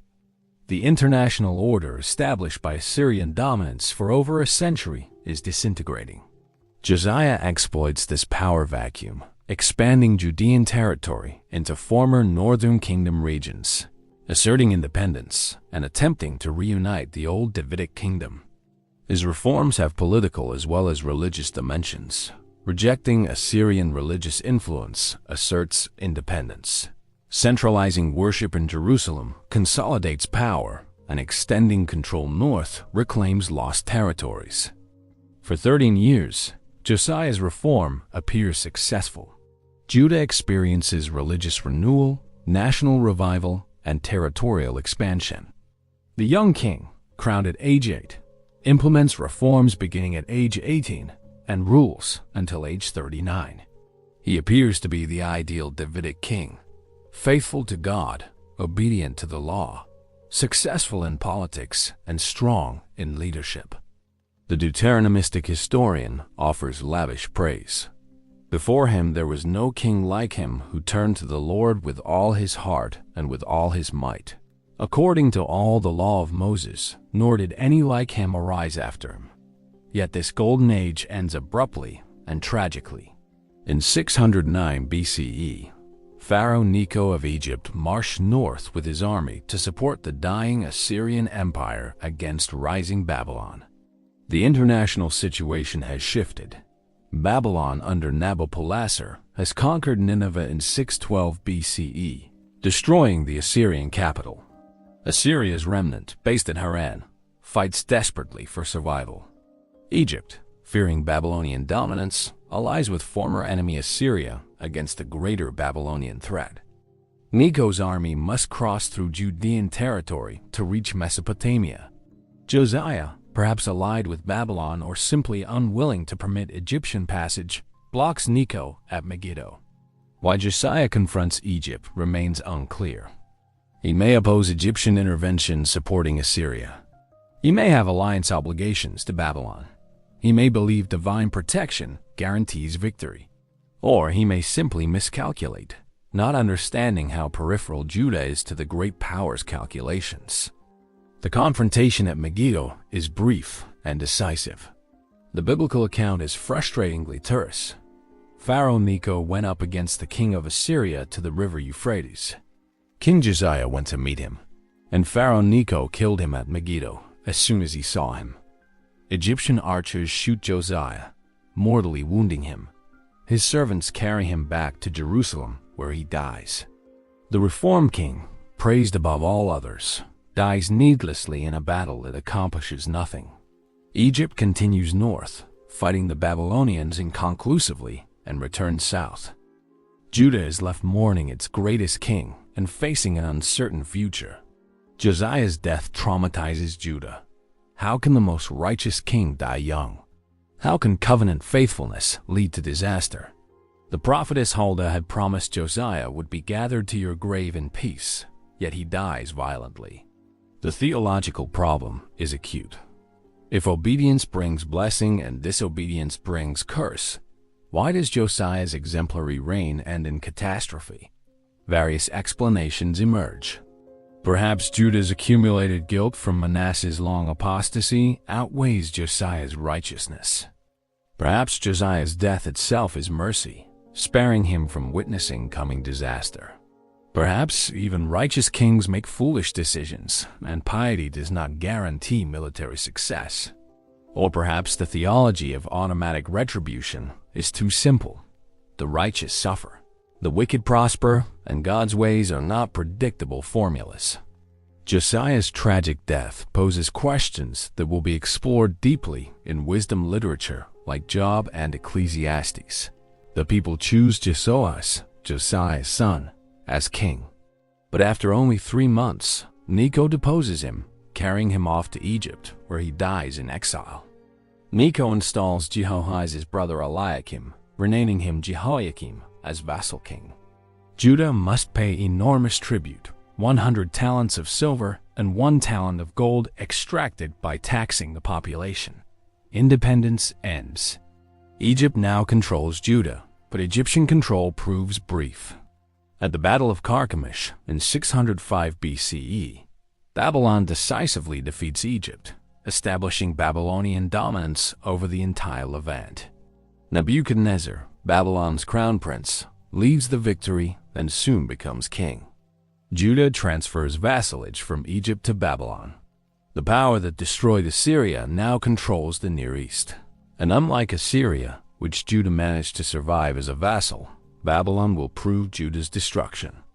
Josiah's reform, despite its failure to save the kingdom politically, succeeds theologically and culturally. The discovered law book, whether genuine ancient text, inspired composition, or political manifesto, becomes foundational to Judaism. The centralization of worship in Jerusalem, though interrupted by exile, shapes post-exilic Jewish practice permanently. The emphasis on written law creates textual religion that survives temple destruction. The prophetic interpretation of history as divine judgment for covenant violation becomes central to biblical theology. And Josiah himself becomes an ideal against which future leaders are measured, a model of what righteous kingship should be, even though it ends in tragedy. As Babylon looms over Judah's horizon, the kingdom faces its final crisis. Jeremiah, who began prophesying during Josiah's reign, now warns of coming destruction. The Davidic dynasty, having ruled for over 300 years, faces its end. And the temple, thought invincible after surviving Sennacherib, will be razed. The story rushes toward catastrophe, but even in disaster, seeds of survival and renewal are planted. Chapter 8. The prophet and the potter. The prophet Jeremiah stands in the temple courtyard in 609 BCE, shortly after Josiah's death, and delivers an inflammatory sermon. Crowds gather for worship, pilgrims coming to Jerusalem for a festival, confident in the temple's sanctity and God's protection. Jeremiah shatters their complacency. Thus says the Lord, "If you will not listen to me to walk in my law that I have set before you, and to listen to the words of my servants, the prophets whom I send to you, urgently, though you have not listened, then I will make this house like Shiloh, and I will make this city a curse for all the nations of the earth." The reference to Shiloh is devastating. Shiloh was an ancient sanctuary where the ark once resided, destroyed centuries earlier. Jeremiah threatens that Jerusalem's temple will suffer the same fate. The crowd erupts in fury. Priests and prophets seize Jeremiah, shouting, "You shall die." They drag him before officials, demanding execution for prophesying against the temple and city. Jeremiah responds boldly, "The Lord sent me to prophesy against this house and this city all the words you have heard. Now therefore mend your ways and your deeds, and obey the voice of the Lord your God, and the Lord will relent of the disaster that he has pronounced against you. But as for me, behold, I am in your hands. Do with me as seems good and right to you."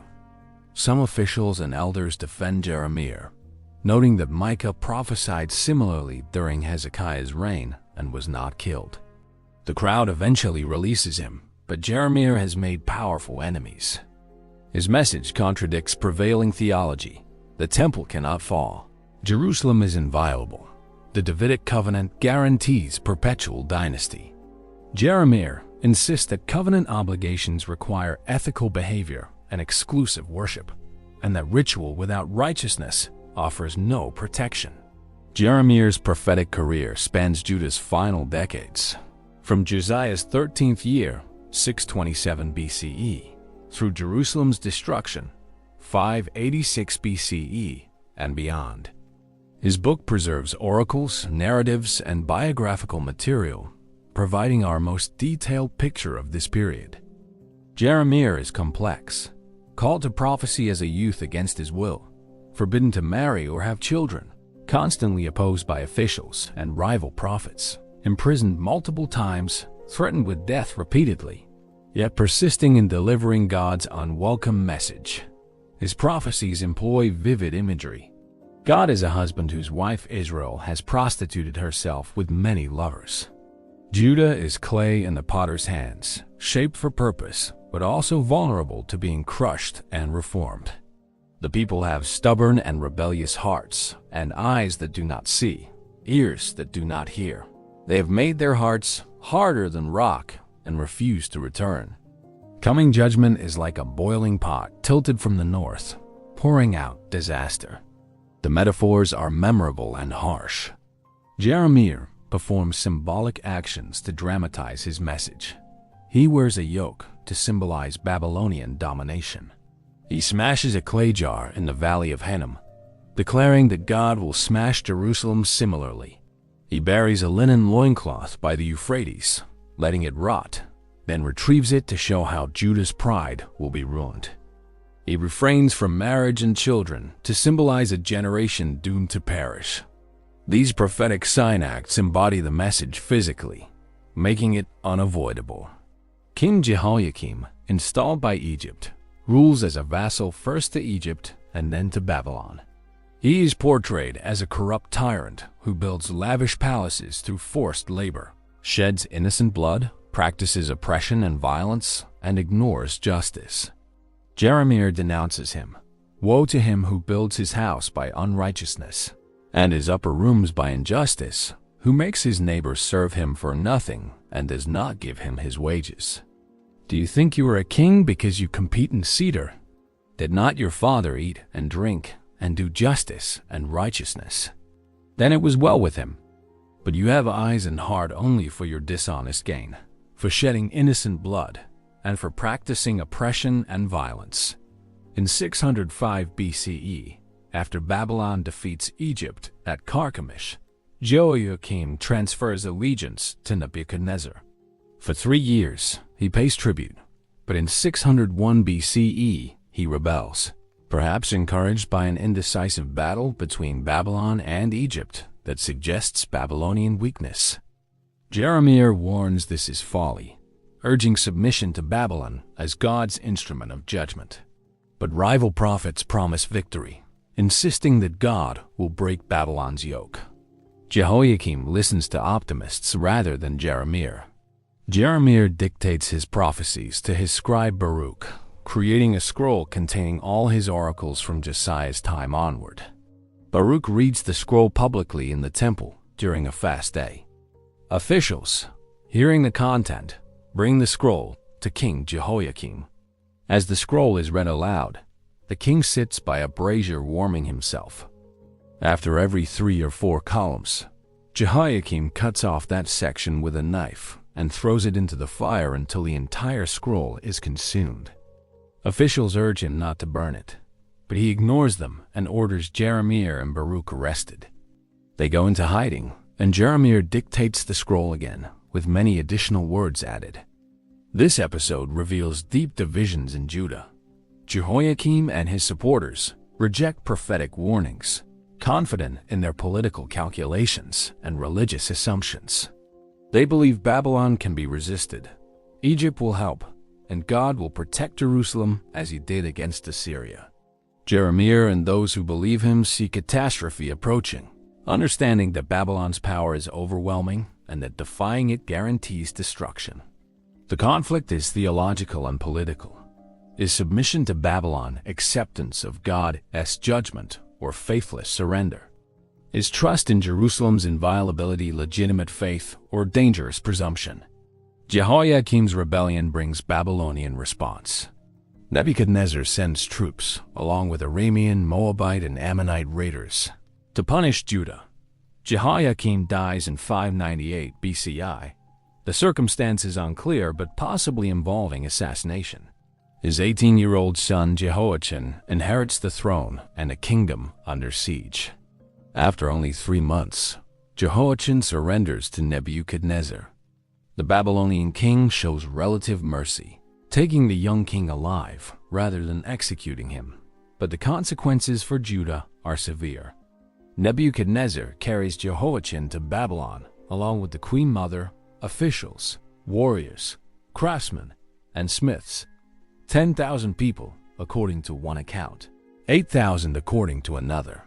He plunders the temple and palace, taking treasures accumulated over centuries. He installs Jehoiachin's uncle Mattaniah as puppet king, renaming him Zedekiah.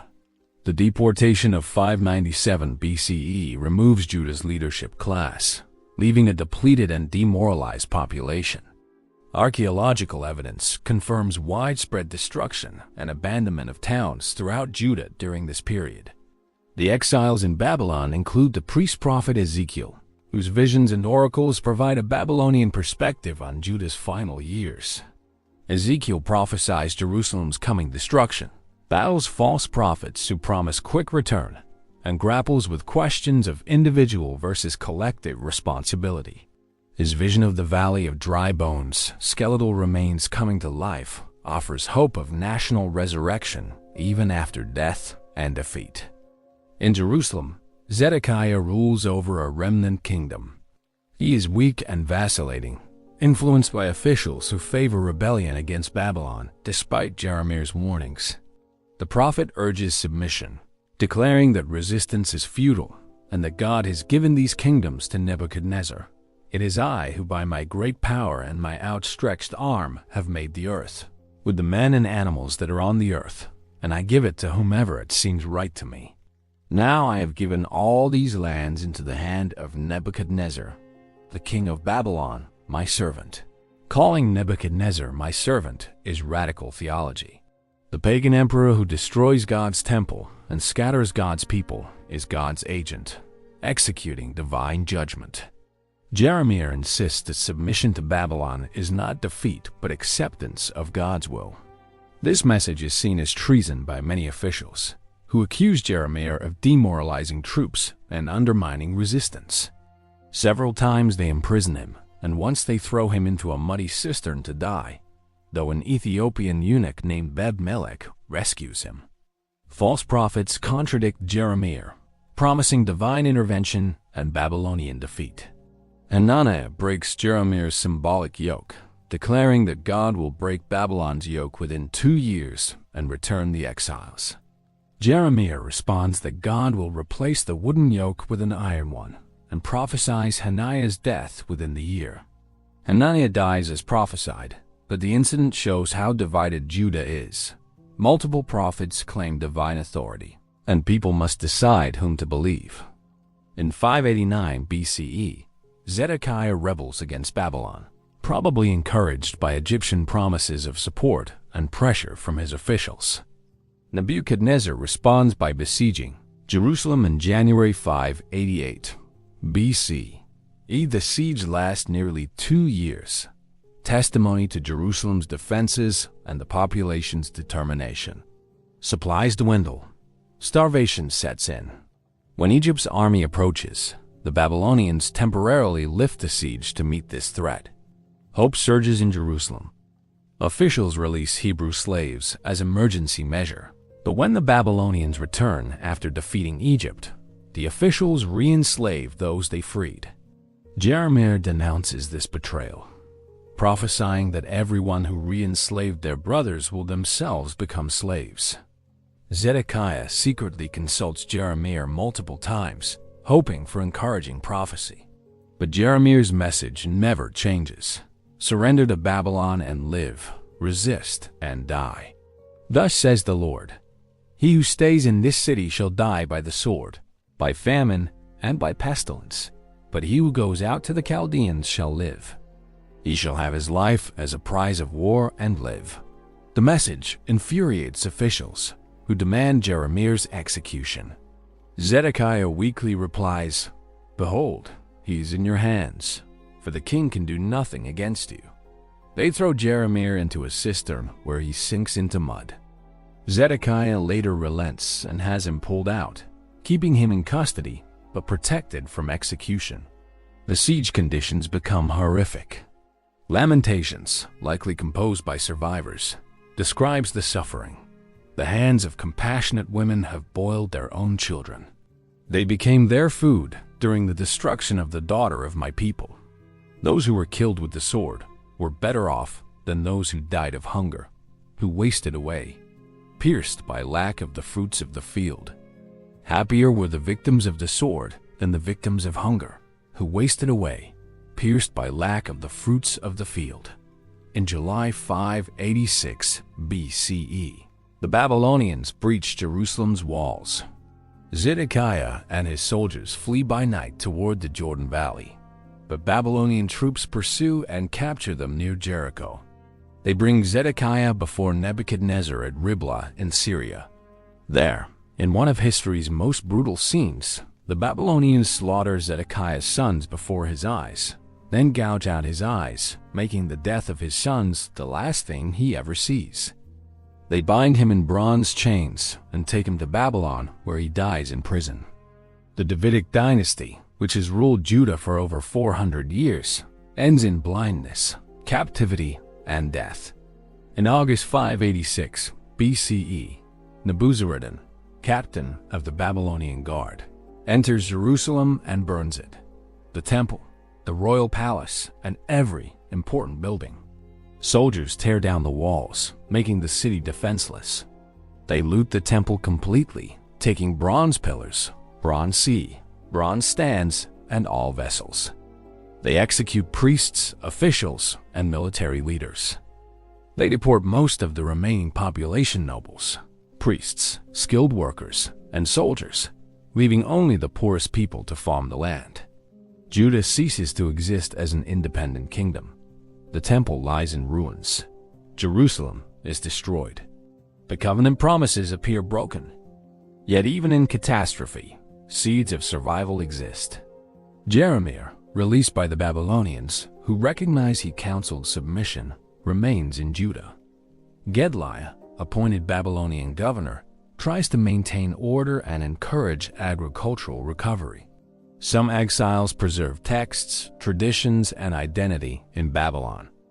The prophets interpret the disaster theologically, maintaining that covenant still exists and restoration remains possible. The destruction is not the end, but it is the end of an age. Everything must now be rebuilt from ruins. The sun set over Jerusalem in 400 BC. An elderly priest stands on a newly rebuilt Temple Mount, looking across a city still scarred by centuries of war, but now inhabited again by Jews who returned from Babylon. Around him, the evening sacrifice smoke rises, not with the grandeur Solomon knew, but rising nonetheless. In the courtyard below, a young scribe carefully copies Torah text on fresh parchment, preserving words that chronicle everything from creation to this moment. In homes throughout the city, families light Sabbath lamps, recite ancient prayers, and teach children the stories of Abraham, Moses, David, and the prophets. The kingdoms of Israel and Judah exist no more, yet Israel lives. This paradox defines our entire journey through ancient history. We began with tribal confederations fighting for survival in Canaan's highlands. We watched as they demanded a king, like all the nations, and God reluctantly granted their request. We witnessed David transform scattered tribes into an empire, conquering Jerusalem and making it the eternal capital. We marveled at Solomon's temple and wisdom while noting the oppression and idolatry that undermined his reign. We experienced the kingdom's tragic division into rival nations that spent 2 centuries in competition rather than cooperation. We stood with prophets confronting kings, demanding justice and exclusive worship of Yahweh. We watched the northern kingdom of Israel fall to Assyria in 722 BCE, its 10 tribes disappearing into history. We witnessed Hezekiah's desperate reforms and miraculous deliverance from Sennacherib's siege. We followed Josiah's dramatic rediscovery of the law and his attempt to save Judah through religious renewal. We heard Jeremiah's unpopular warnings of impending doom and watched as every prophecy came true. We lived through Jerusalem's destruction in 586 BCE, the temple's burning, and the population's deportation to Babylon. Yet the story did not end in catastrophe. In Babylon, exiled Jews maintained identity, created texts, and developed religious practices that transcended temple sacrifice and territorial possession. When Cyrus allowed return in 538 BCE, a community existed to return. The Second Temple rose from ruins. Walls were rebuilt. Torah became central. Judaism emerged from Israelite religion, transformed, textual, focused on law and worship, capable of surviving without land or political power. What enabled survival across centuries of upheaval? Several factors converged. The prophets provided theological interpretation that made suffering meaningful rather than absurd, understanding disaster as divine judgment for covenant violation rather than divine impotence. The texts preserved in exile created portable religion that could travel with people, making Torah more permanent than temple. The community structures developed in exile: synagogue worship, prayer, dietary laws, Sabbath observance allowed Jewish identity to persist in diaspora. The stubborn determination of ordinary people to remain Jewish, despite pressure to assimilate, kept the community alive through generations. The biblical writers who composed and edited these narratives, from Kings and Chronicles to the prophetic books, performed crucial work. They created historical narrative with theological purpose, interpreting events to demonstrate that God governs history, that covenant faithfulness brings blessing while disobedience brings judgment, and that hope remains even after catastrophe. Modern historians debate the narrative's historical reliability, noting that archaeology sometimes contradicts or complicates biblical accounts.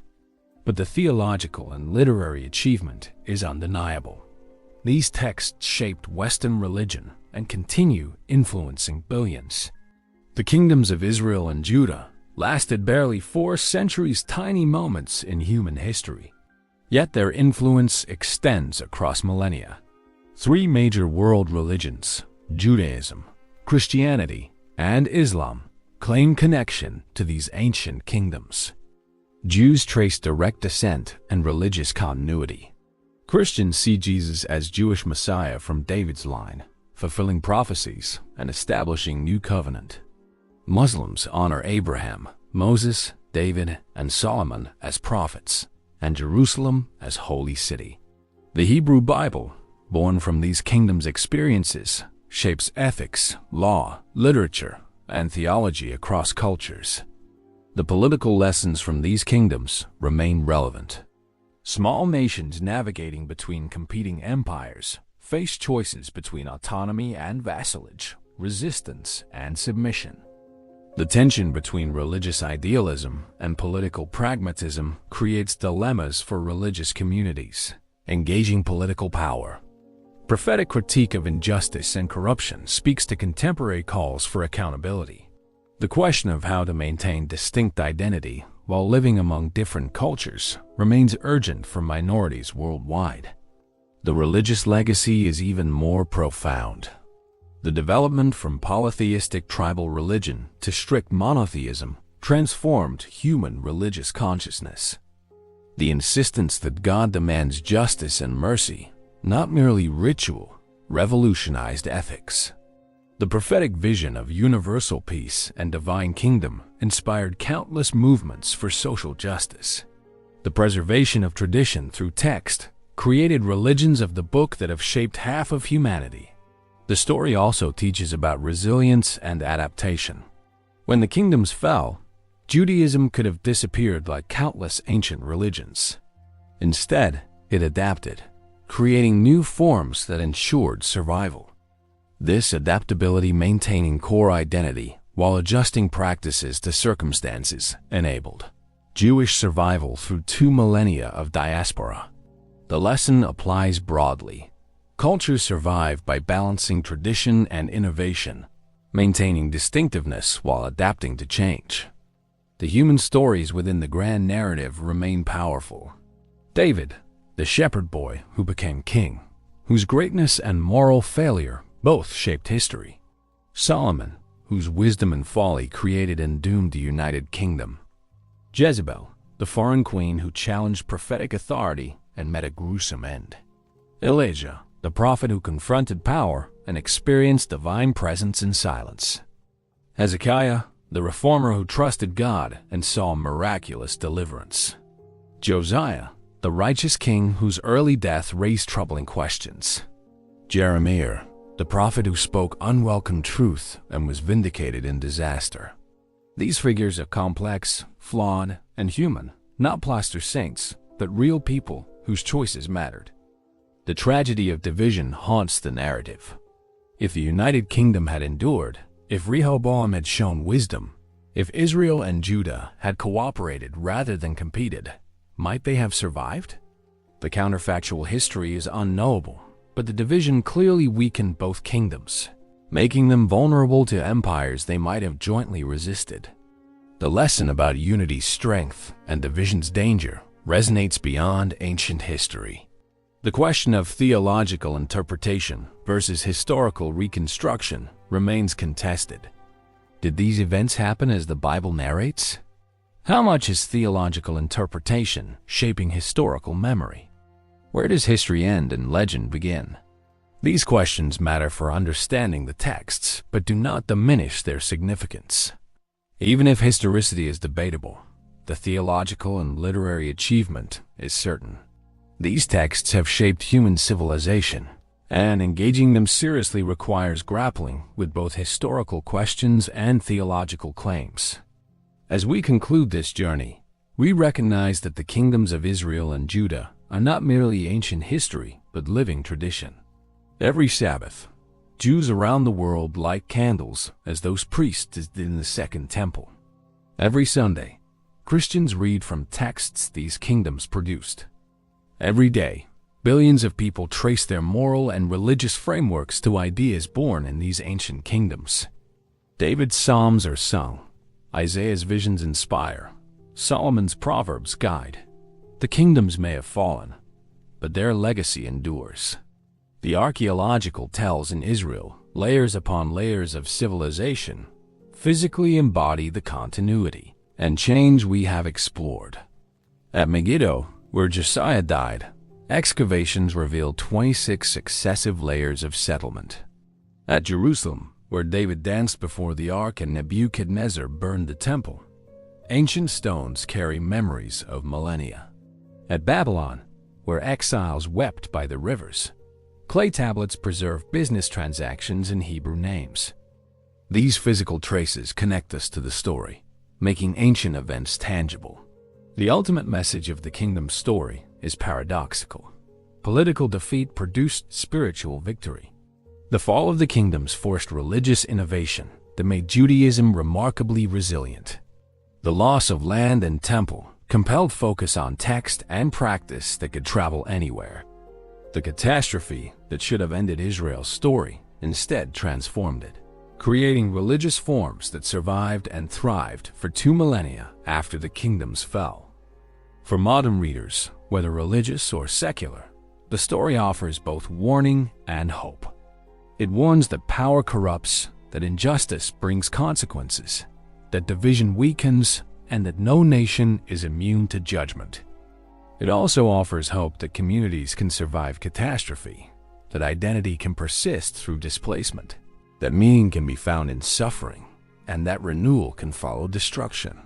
The kingdoms of Israel and Judah rose from obscurity, achieved brief glory, and fell to empires. But from their ashes emerged Judaism, which gave birth to Christianity and influenced Islam. From their texts came ethical monotheism that reshaped human civilization. From their survival came testimony that faith, community, and tradition can endure what armies and empires cannot destroy. The kingdoms died, but their spirit lives in Jerusalem's stones and Torah scrolls, read weekly in synagogues, worldwide in churches, built on scriptural foundations, and in the hearts of billions who trace their faith to these ancient kingdoms in a contested land. The story that began with tribal chieftains in Canaan's hills, that rose to Solomon's empire, that divided and fell, that survived exile and returned, continues into our own time. The questions they wrestled with, how to live faithfully, how to create just society, how to maintain identity amid pressure, how to hope in catastrophe, remain our questions. Their story, preserved in scripture and transmitted across millennia, speaks still to those who will listen. And in that speaking, the kingdoms of Israel and Judah achieve an immortality that Babylon and Assyria never knew. They live in the Word, the faith, and the imagination of humanity.